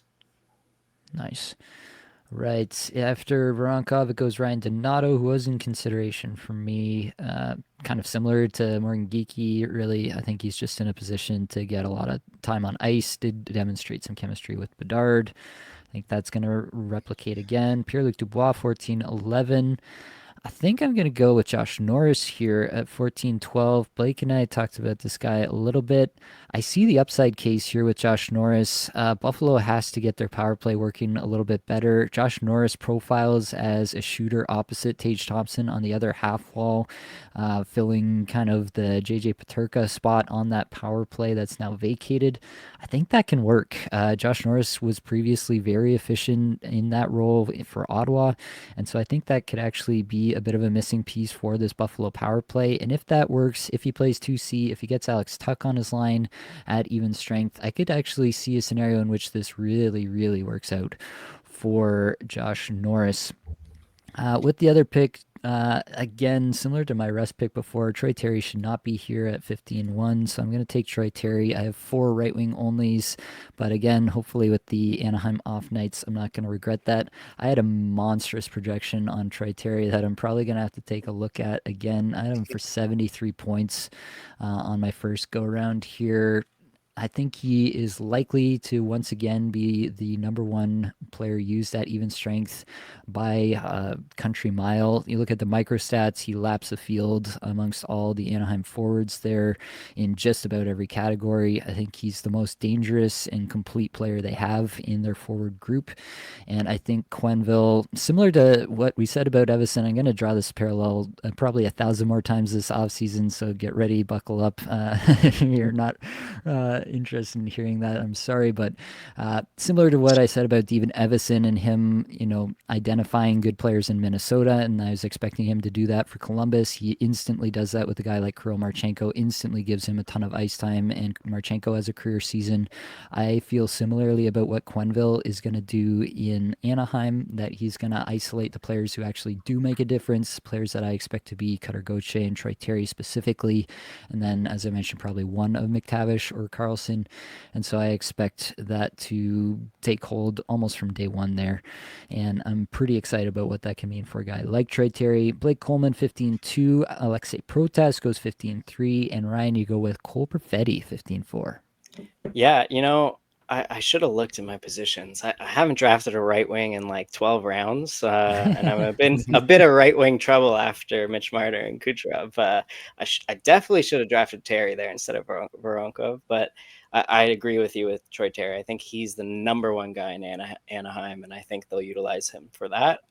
I don't really see over 70 points, but I have him for 64. With like a little bit of an asterisk for an injury risk. I know you guys totally ignore that. But yeah, in terms of Perfetti, he's my highest right wing here. I think he'll get power play one time with Ehlers gone. So I like his upside.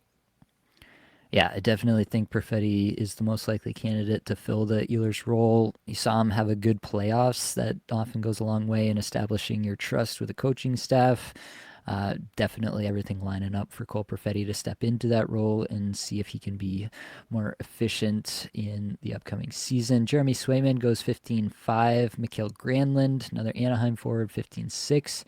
Alexis Lafreniere, to you, Brian. Do you think he's got a bounce back here? Yeah, I think he does have a bounce back. I think over the last couple of years, you saw his progression year after year after year when he was on the line with who is it, Panarin and Trocheck. They were awesome. Last year was a dumpster fire in New York, as we know, so I think he's due for a bounce back here. Brian, do you see him getting on top power play at all this year? I would love to see that, but I think it's a possibility, but I'm going to say no for the time being. It is going to be tough. They have a lot of guys there now, right, who have been on top power plays in the past. You got JT Miller, you got Artemi Panarin, you got Mika Zibanejad, you got Vincent Trocheck. Gabriel Perreault has been talked about as a prospect that should be on a top power play at some point. So, yeah, he's going to have to displace probably Trocheck. I don't think Zibanejad comes off the top power play. Zibanejad is trending towards being a bit more of like a line A kind of player, where his primary use is power play usage in my estimation anyway. And so, yeah, I think you're right, Brian. The best bet right now is for Lafreniere to be on second power play, but he is probably the next guy up. I will say that. After your pick there, UC Saros goes 15-8, Chris Letang 15-9, and Evan, Cam Fowler at the 15-10. You like his prospects there in St. Louis? I do. He was running that top power play, and I think that's really where his value is going to lie in the spot in the draft as my fourth defenseman. I could have gone with like a peripheral guy, but I actually tend to like to go with potential power play guys instead because they can really rack up the points if they just go off their game. Don't hate that. Jake Wallman, 15-11. Blake taking a goaltender. Linus Ullmark at 15-12. It's time. It's freaking time. We got to do it. I've become so comfortable with 0G. It's insane. Like, it's actually dangerous. I'm like, whatever. No problem. Like, get down to round 18, 19. I'll pick a goalie. No. Yeah, you got to pick a goalie sooner than that, probably. All right. I was looking at Saros. I think that Nashville's going to bounce back. Like, I just don't see any way that they're as bad as they were last year, but I'll definitely take a ride with Ullmark. I see him getting a 60-40 split there at least. And I think Ottawa's underrated. Like, they're not a good defensive team, but they're not terrible, right? They're kind of mid. And Ullmark is obviously, he's as good as they get when he's on his game. So I like that pick there. Let me see what else I want to do here. I think I want to go D, and I think I got to be smart about this. This will be my first player off the power play, but Devin Taves, I mean, under the hood, this guy is unbelievable. He just doesn't have power play 1. So we know he's the insurance for Cale Makar, right? If Cale Makar gets injured, which he likely will, right? Devin Taves is going to step up, pot a few points, but he's also able to do stuff on his own and drive play. And I'm a big fan of Devin Taves. So I feel good there with as my fourth defenseman. Yeah, I like that pick as a fourth defenseman option. Kind of pairs well with the Gostisbehere pick from earlier, where Gostisbehere is a bit more of a boom-bust guy. Devin Taves a bit more of a solid, dependable game-to-game. So don't mind that at all. Keandre Miller, 16-2. Evan, Marco Casper, hometown pick there. Hometown pick. I think he has more to give, and I think that he's going to get more opportunity this year. So kind of easy pick later in the draft for me, dual position eligible.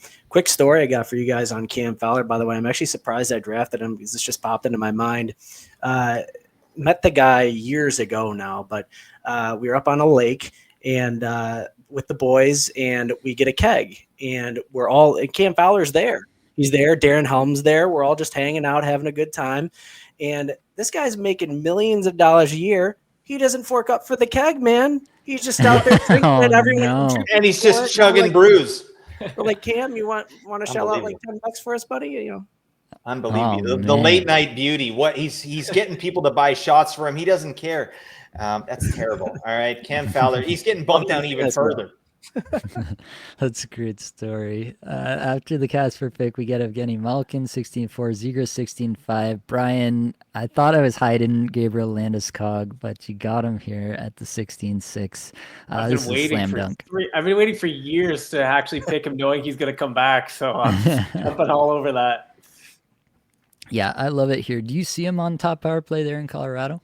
I do. I think they want to put him over Nichushkin. I think Nichushkin has dug himself a grave over the last couple of years with everything else going on. So I do think he's going to replace Nichushkin at least to start, and we'll see where it goes from there.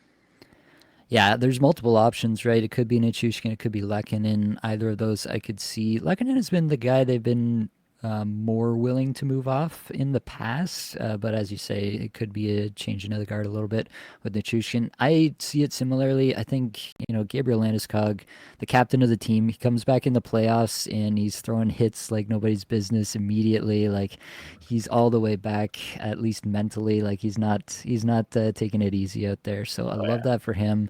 I think they're going to give him as much ice time as he can handle. I projected that for 18 in total, so 15 at even strength and 3 on the power play. I think that he's kind of good to go. 28 goals, 58 points, 200 plus shots, 117 hits. Like, he's going to be valuable, and to get him in the 16th, I think there are going to be lots of people who are going to be really scared of him, and he's going to go in this range in a lot of drafts, and he's going to be an absolute home run.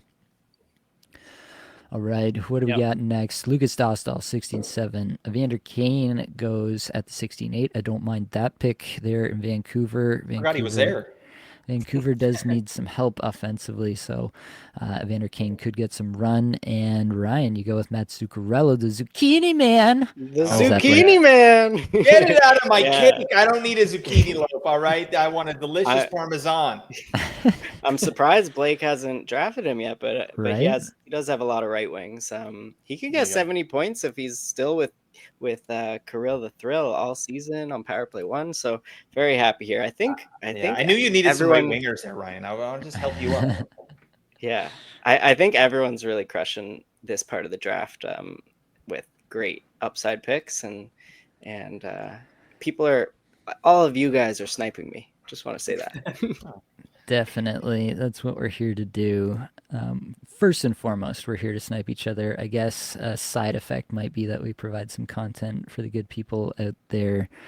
I think there's some really interesting options still here on the board. I don't know, honestly, what I should do, but I know what my heart wants. What my heart wants is chicken necks. Chris Kreider, 16-12. I think he's slam dunk in this range. If he sucks, I'll just punt him. But if he's somewhat back, then again, it's an Anaheim player, lots of off nights, and he might score 30 goals if he sticks on a top power play and Quenneville uses him in that role. After that, I mean, I don't know. There's plenty of guys I'm interested in. I think I might go Tyler Seguin here. I don't hate it. He's kind of does the things that we need for fantasy. Again, I think in Dallas there might be a situation where they do actually run a bit more of a top 6 this year than they have in years past. Tyler Seguin could be a bit of a beneficiary in that regard. Yeah, there might be a guy out there that I'll kick myself that'll go off here in the 17th. Brant Clark might be one of them, but yeah, I think I'm okay with Tyler Seguin at the 17-1. Anybody else got a problem with Seguin there? Yeah, he hates the Sedins. All right. And he's got an insane gap tooth. It's unbelievable. It feels like there should be another tooth in there. I don't know what's going on. The guy makes millions of dollars. Like, let's go see an orthodontist. You know what I mean? Tyler Seguin, elite tweeter, very good at receiving some great rinkside signs from fans as well in the past. That's right. That's what popped into my mind too. Yeah, actually, yeah. Mm-hmm. So, yeah, you can go look that up in your own time if you'd like to. Brant Clark, 17-2. Logan Thompson, 17-3. Don't mind that pick. Great Ryan pick, yep. Simon Edvinson at 17-4. Do you think there's a chance Edvinson overtakes Sider for Power Play 1? I think there's a good chance, and this is where I'm, staking my claims. Simon, whoever you are, Edvinson, you are getting Power Play 1, but also it's a 17th round claim, and if it doesn't happen, I'm dropping your butt. So get out of here. Yeah, It's a slick pick by Ryan. He's right. Zeev Buium at the 17-5 is one that I'm very, very interested in this year. Minnesota does not have a guy that's most likely a lifetime Power Play 1 specialist, but Buium does profile that way in my mind. I think there's a really good chance that Buium is that guy from day one in Minnesota and rocks, I don't know, I haven't done the projection, but it wouldn't surprise me if he had a 50-point rookie season alongside Kaprizov and Boldy and these guys on a top power play unit. So I love that pick in the 17th. He's definitely going to be in consideration for me at my next pick. We're moving right along. Thomas Chabot goes at 17-6, and we're back to Brian, 17-7.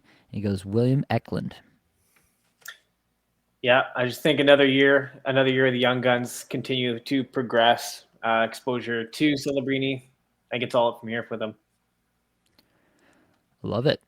I love that. I love Olin Zellweger at 17-8. If he gets on Power Play 1 from the start, which is definitely a real possibility in my mind, he's going to do something. Very talented offensively. Are we excited about San Jose and Anaheim again this year, Nate?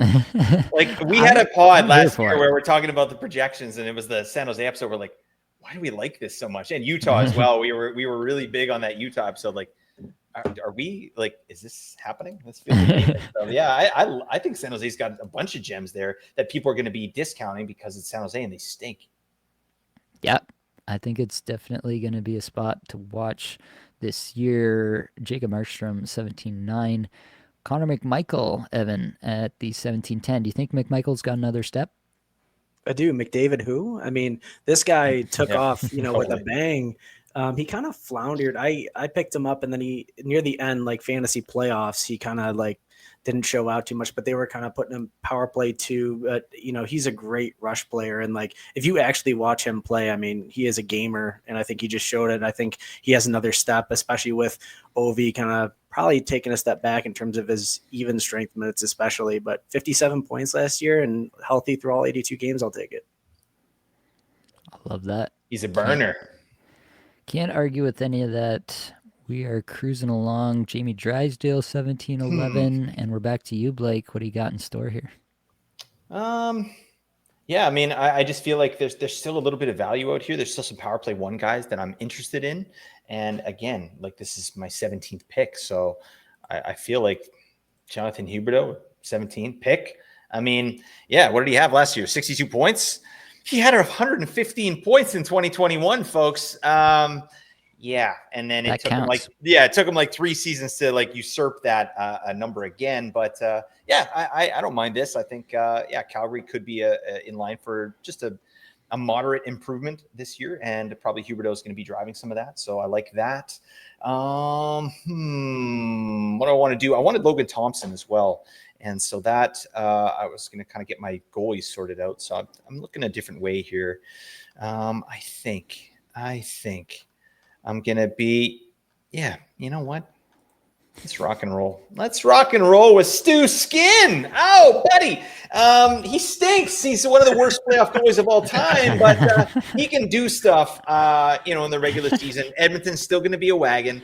So I'm good. My goalies are done. Allmark and Skinner. I feel like I got 2 like solid starters, unless Edmonton does something, that they should have done 3 years ago, which is get an actual number 1 goalie.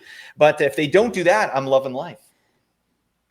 Yeah, I don't mind Stuart Skinner in the 18th. That is for sure. There's a chance they go out and get another goaltender, but it's probably going to be like at least part of the way through the season if somebody comes available. So hard to argue with that there. Elias Lindholm at the 18-2. And this is a spot where I could see Elias Lindholm being C1 and power play 1 all year long, getting a lot more Pasternak exposure in year 2 in Boston than he did in year 1, and that could work out well. So pretty hard to argue with that. Evan, you go with Anze Kopitar. 1 more year for Anze Kopitar? I think Quentin Byfield totally overtakes him this year, but I still think it'd be hard for me to imagine him not getting top power play and not getting at least 60 points again. I don't know. He might go down to 50 shots on goal through 82 games, though. Right. Yeah, he doesn't want to shoot the puck. That's fine. when you got Kempe, you just give him the biscuit. Yeah, I mean, that's what I would do if I was playing with Adrian Kempe. Pretty solid. And Nate, do you remember your metrics that from Beer League, Nate? You posted it in the Discord. Do you remember what we're talking about? Nate was claiming that he's a beefer. I didn't know you were a beefer. You were saying something like 100 hits or something, Nate. Is that right? Yeah, I didn't post the PIMs, but that would have been even more shocking. Right, I'm pretty right. sure.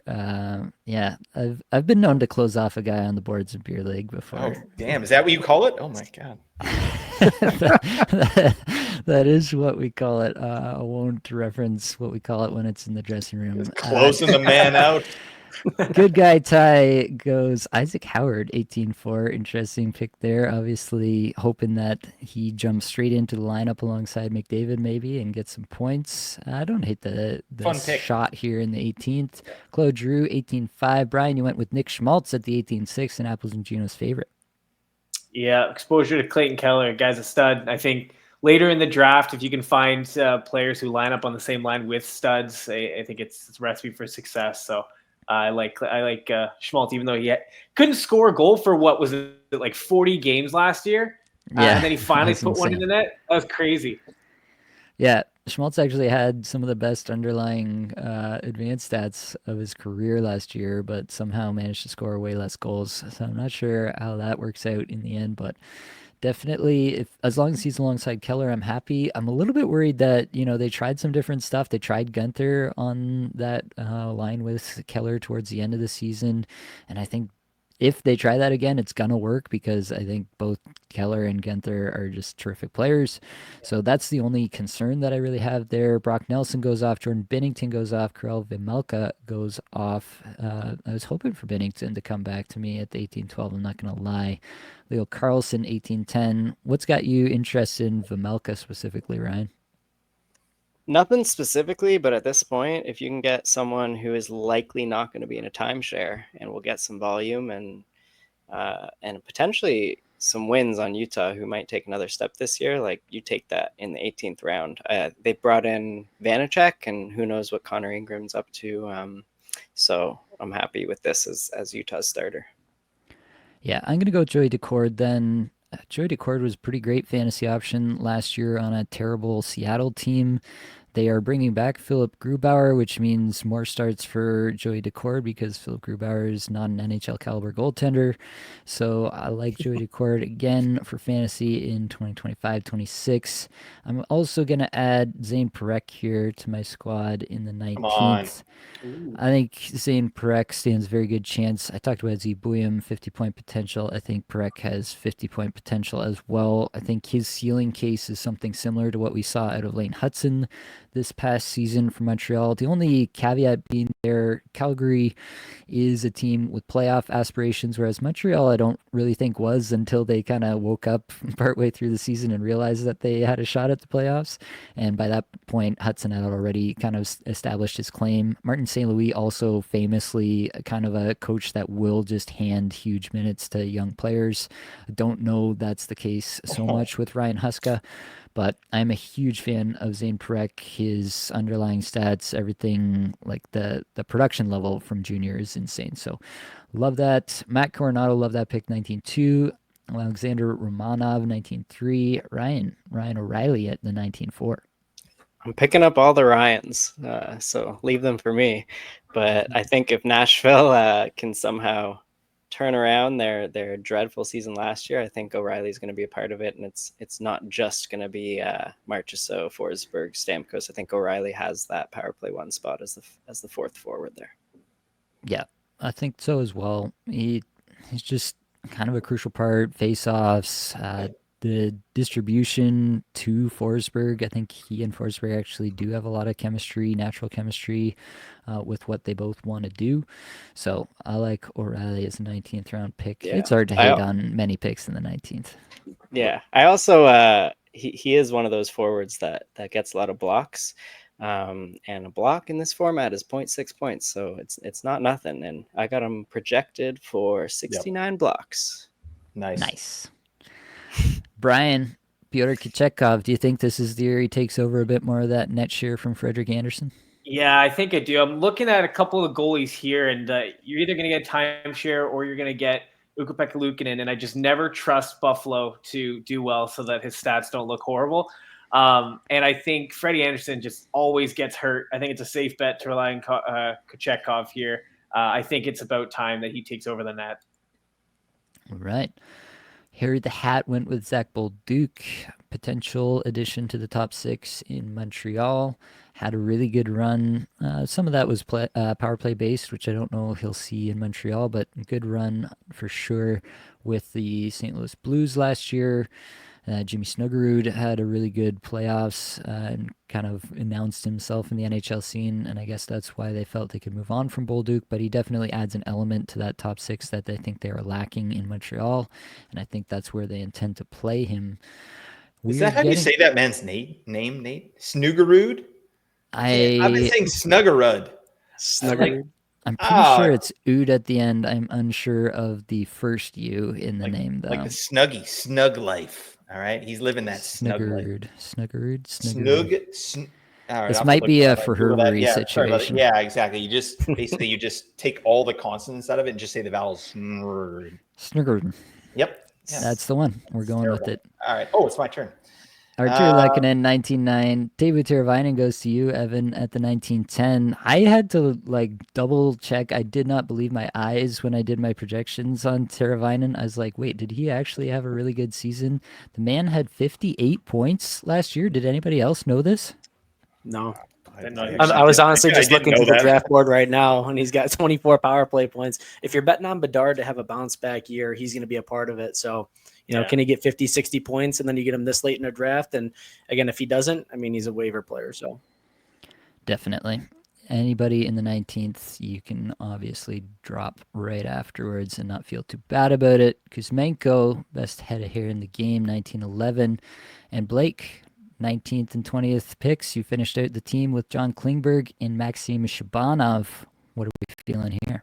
Yeah, we're just going upside here. I mean, you and I had a conversation that was interesting, which is like, do we try and take some vets that we think have a solid floor, or do we go upside at the end? And yeah, I mean, I did one of each. Right. I think that Klingberg, is, if you're signing Klingberg to San Jose, it's probably to run that power play. So even if he gets like the 19-minute treatment, I can still see, a 40-point season there. It's guaranteed it's probably going to be a guy I kick to the waivers anyway. But Shabanov is an interesting case there. Sounds like Patrick Waugh is going to play him on the power play. It sounded like power play 1 potentially, but I mean, I'm going to be projecting him for power play 2 to start. But we'll see what happens. This is a guy that is pretty offensively talented, did really well in the KHL. He's got a nice highlight package too. So yeah, I think it's just an upside pick at the end here. I feel pretty good about it for a guy that could potentially be on power play 1. Love a guy with a good package. Get your fill up ads. Victor Arvidsson, 22. Evan Anthony Cirelli at the 23. Oh my God. What are we thinking with Cirelli here, Evan? You think he's got some more left in the tank? if he did anything close to what he did last year with Brandon Hagel, then I'm fine with him here. It was between him and Marco Rossi, and I just think that if Joel Eriksson Ek is healthy, I don't know that Rossi still again gets that top power play, so I just went Anthony Cirelli. Shorthanded points too, even though it's not in this league. Yep, he definitely is one of the premier shorthanded players in the league. Marco Rossi, 24. Jonathan Drouin, 25. And Brian Matthias Michelli, 26. Why not? I mean, you got to look for a replacement for Marner, and he's not it. But he's probably going to get a stab at it with Matthews. Matthews due for a bounce back. He's going to fill the net, and who else is going to pass in the puck? So why not, at this late in the draft? Yeah, I love Michelli as a 20th round flyer. You're not going to find any argument from me there. Mason Lowry goes off 2007. We are close to finishing this thing out. There are still players that I'm reasonably interested in drafting, taking a shot on. So I really don't mind this area. And I think it is worth noting too, at this stage, we don't really know who has the good schedules week 1. Normally, my 19th or 20th round picks, probably looking ahead to week 1, and I'm trying to grab, a streamer level player from one of the teams that has a really good start to the season. We'll probably get another, overseas special where a couple of teams play 2 games against each other to open the NHL season overseas. Love grabbing a streamer level player from one of those teams just to start off. That's what I'd probably be doing with the 19th and 20th round picks in most leagues. Get a head start on streaming, get a head start on games played on my opponent for week 1. Just a little free way to get a heads up look on your opponent right there. But in the absence of that, definitely there's some shots to take here. Dylan Dubé, 28. That's interesting. Jake DeBrusk goes 29. I like DeBrusk here, actually. Ryan, talk to me about DeBrusk. Obviously not the season that we hope for in Vancouver year 1. Do you think he has a bounce back in him? I'm not sure much of a bounce back, but he had a really high shooting percentage last season. I do think he's stapled into that top 6 and top power play though, so I think he'll get 50 points again. I don't think he'll get 60, but 50 points, maybe 30 goals. Really good value here. Yeah, I like that pick. He was in my queue. We get Bobby Brink, we get Evgeny Dodonov, and I've got the last pick of the draft. I'm not going to go with the third goaltender, but Sam Montembeault still being here is a little odd to me. I think I would have taken him over some other goaltenders that have already gone for sure. So yeah, he probably should be off the board. I think what I'm going to do here is I'm going to grab Tyson Forster. I know he's injured to start the season, but I'm pretty comfortable to draft a 20th round player who's going to go straight onto my IR, and I can pick somebody up to replace him. And I think Forster probably has the most upside of any of the guys left on the board. So that's it. We have completed the draft. Take a look over your team, gentlemen, and let's break it down just for a second here. I think, Evan, you mentioned you got to get going, so if you got to do that, you absolutely can. Do you want to give us some parting thoughts on your team before you go, though? Yeah, I'll go quick. I think being in this spot, like kind of like between like the 7 to 10 spot in the draft is always kind of difficult because I feel like you get, left with a lot of the your second or third picks of what you want. But I feel like with what I have, I wasn't too disappointed kind of up to the middle of the draft. Looking at it, I got Jack Hughes. I think Marty Nietzsche is honestly the only pick that I kind of like had to do a double take on, but love Darlene and Fox where I got them. My centers I'm not too unhappy with either, but it's tough when you've got the competition we do in our draft. A lot of people sniping early. Definitely your team, Nate. Ryan, I actually really like your stacks too. Tampa's a great fantasy pool to go from. And then Brian, you got my top 2 picks from last year, so I love it, Cap and Bouchard. So everyone had a great draft. I think my team would do okay. I'm not 100% on it, but I like some of my picks.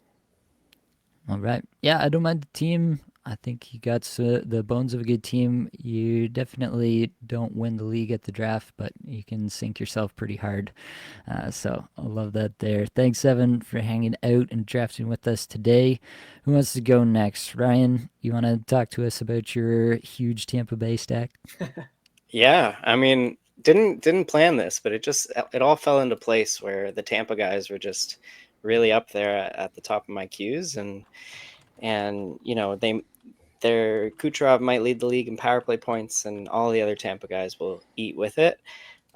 This team right here, it's a 0D team, and I did only draft 3 of them, but I would, in league, I would be on the waiver wire quick to see if there's any promotions to power play 1 and be quick to those ads. And yeah, like I do think in the middle rounds, 9 to like 14, I took some nice safe floors that'll just put up some consistent points, and then the later ends of the drafts is where I grab some upside. Yep, I love that there. And Brian, talk to me about what you're feeling with your squad. Yeah, I like the first couple picks here. I think I might have I definitely reached a little bit on Harley. Just thinking of a couple of the players looking for their point upside, solid base, solid ceiling, like Kaprizov, Bouchard, due for bounce back. Gensel's reliable. Going through, I like some of the center picks I got in Larkin and Thomas, especially. Kadri, definitely. Definitely a couple of good picks here that I'm a big fan of. I'm happy I was able to snag Landeskog, especially. And I'm happy that I actually got Stolars here. Definitely some, not bad. Not bad overall. Not bad for a first pick. I'll do my team and then we'll get out of here. You son of a! Oh my god! I actually like my team. What if we all? Sorry, what if we all, after Nate, you go, we should all just state why we hate Blake's team? Yeah, I'm into it. But yeah, to me, it's a different beast when you're at the 12th spot there, right? Like you draft differently. Mm-hmm. And one thing I've learned, like doing my own projections and then going into drafts is like, I don't follow the ADP. I will draft guys where I want to draft them. And I've had success doing that. So I feel like, there's some picks here that maybe, if I do it again, like once ADPs are up and once I finish my projections, like, okay, maybe I'll wait a little bit on that. But I don't think there's anything egregious. Honestly, I think Rantanen is, again, a 90-point player. Werenski and Hedman, those are 2 top defensemen in the league, right? Hedman, 70 points, ceiling. Werenski, like 80 points, ceiling, right? So it's reasonable stuff. And then I feel like as my draft went on, I got stronger, right? And that's something that is actually a calling card of mine. It's like, maybe my first 5 rounds, like sometimes I have some missteps in there. But like as the draft goes on, finding value in those players that's something that I feel really comfortable doing. And getting guys like even Gostisbehere in the 11th, I love that. Buchnevich, McCann, like it basically from that point on, all these picks to me feel like value. It feels like, the floor is just raising up on my team. So I'd be really happy with that, right? And then you never know what's going to happen with these top guys. Like there's good ceiling on all these top players. Obviously, a lot has to go right for them to hit that ceiling, but it's within the realm of possibilities. Like Rantanen's going to be the guy in Dallas. Johnston is going to be right alongside of him, right? Like I remember, I think it was Pete DeBoer saying that Johnston's going to be the next captain of this team. Like this guy is like, he's good to go. He's a mainstay. He's a focal point of this team. So, I mean, even if he only gets another 70 points, that's fine. Barzal's a guy that probably drafted a little high there, but I think he's a point per game player. I love Matt Barzal. Verhaeghe, bounce back, Kyrou. I look at this team. I love these players. So, I mean, at 12, it's different than if I'm picking at 5, right? Mm-hmm. 5 to 7 is my favorite place to pick because you can balance your team and you can get value a little bit easier. Right here at 12, I have to reach a little bit, and I feel okay with the reaches that I made. All right. For myself, fair enough, right, Nate? Fair enough. For myself, out of the one spot, I put Blake and I on the opposite ends here just for podcasting purposes, but obviously you get the 101, you get a McKinnon or McDavid, whatever your flavor is there, you're going to feel pretty good about your draft from the start. Nylander falling to the 212 was gift in my opinion. Robertson 3-1, I love. Ehlers, maybe I'm reaching a bit on Ehlers. It was definitely a point that I wanted to talk about, though, so I'm happy grabbing him. And then Jarvis falling again. He sure fell. Rust fell. I felt like I had a lot of guys fall to me that should have gone earlier. Defense is obviously the weak spot on this team. Morrissey, John Carlson, and then Luke Hughes, Tony DeAngelo is my 3-4 with Zane Perek as the upside play late. Definitely a weak spot, probably a team that will need to watch the waiver wire at some point throughout the season for some defense help. But overall, I feel good about the upside shots that I took here. Managed to catch some falling value, which isn't always the case on the turn. So feel pretty solid for, a mostly vibes-based mock where I don't have my full projection set to go off of. Overall, I'm pretty happy with what we got here. We've almost gotten 2 hours. We should get ourselves out of here. Thanks to all you fine gentlemen who joined me on the live feed here. We are going to be doing more of these mock drafts throughout the off season here. It's going to become a bit more of a staple for us in terms of content, in terms of doing something a bit more regular for the people. So if you're catching this live or you're watching or listening to this later, make sure you get into the Apples and Ginos Discord server, and there's a way to sign up for the mock drafters tags, so you'll be tagged when we're doing these mock drafts, and you can get yourself in here and do some of these mock drafts with us. But I think that's going to be all that we've got for this episode. Hopefully it brought you some value, helped you get a little bit better at fantasy hockey today. Many thanks to the band there for supplying music for the podcast. Be sure to check out their Spotify as well. That's it, folks. Much love.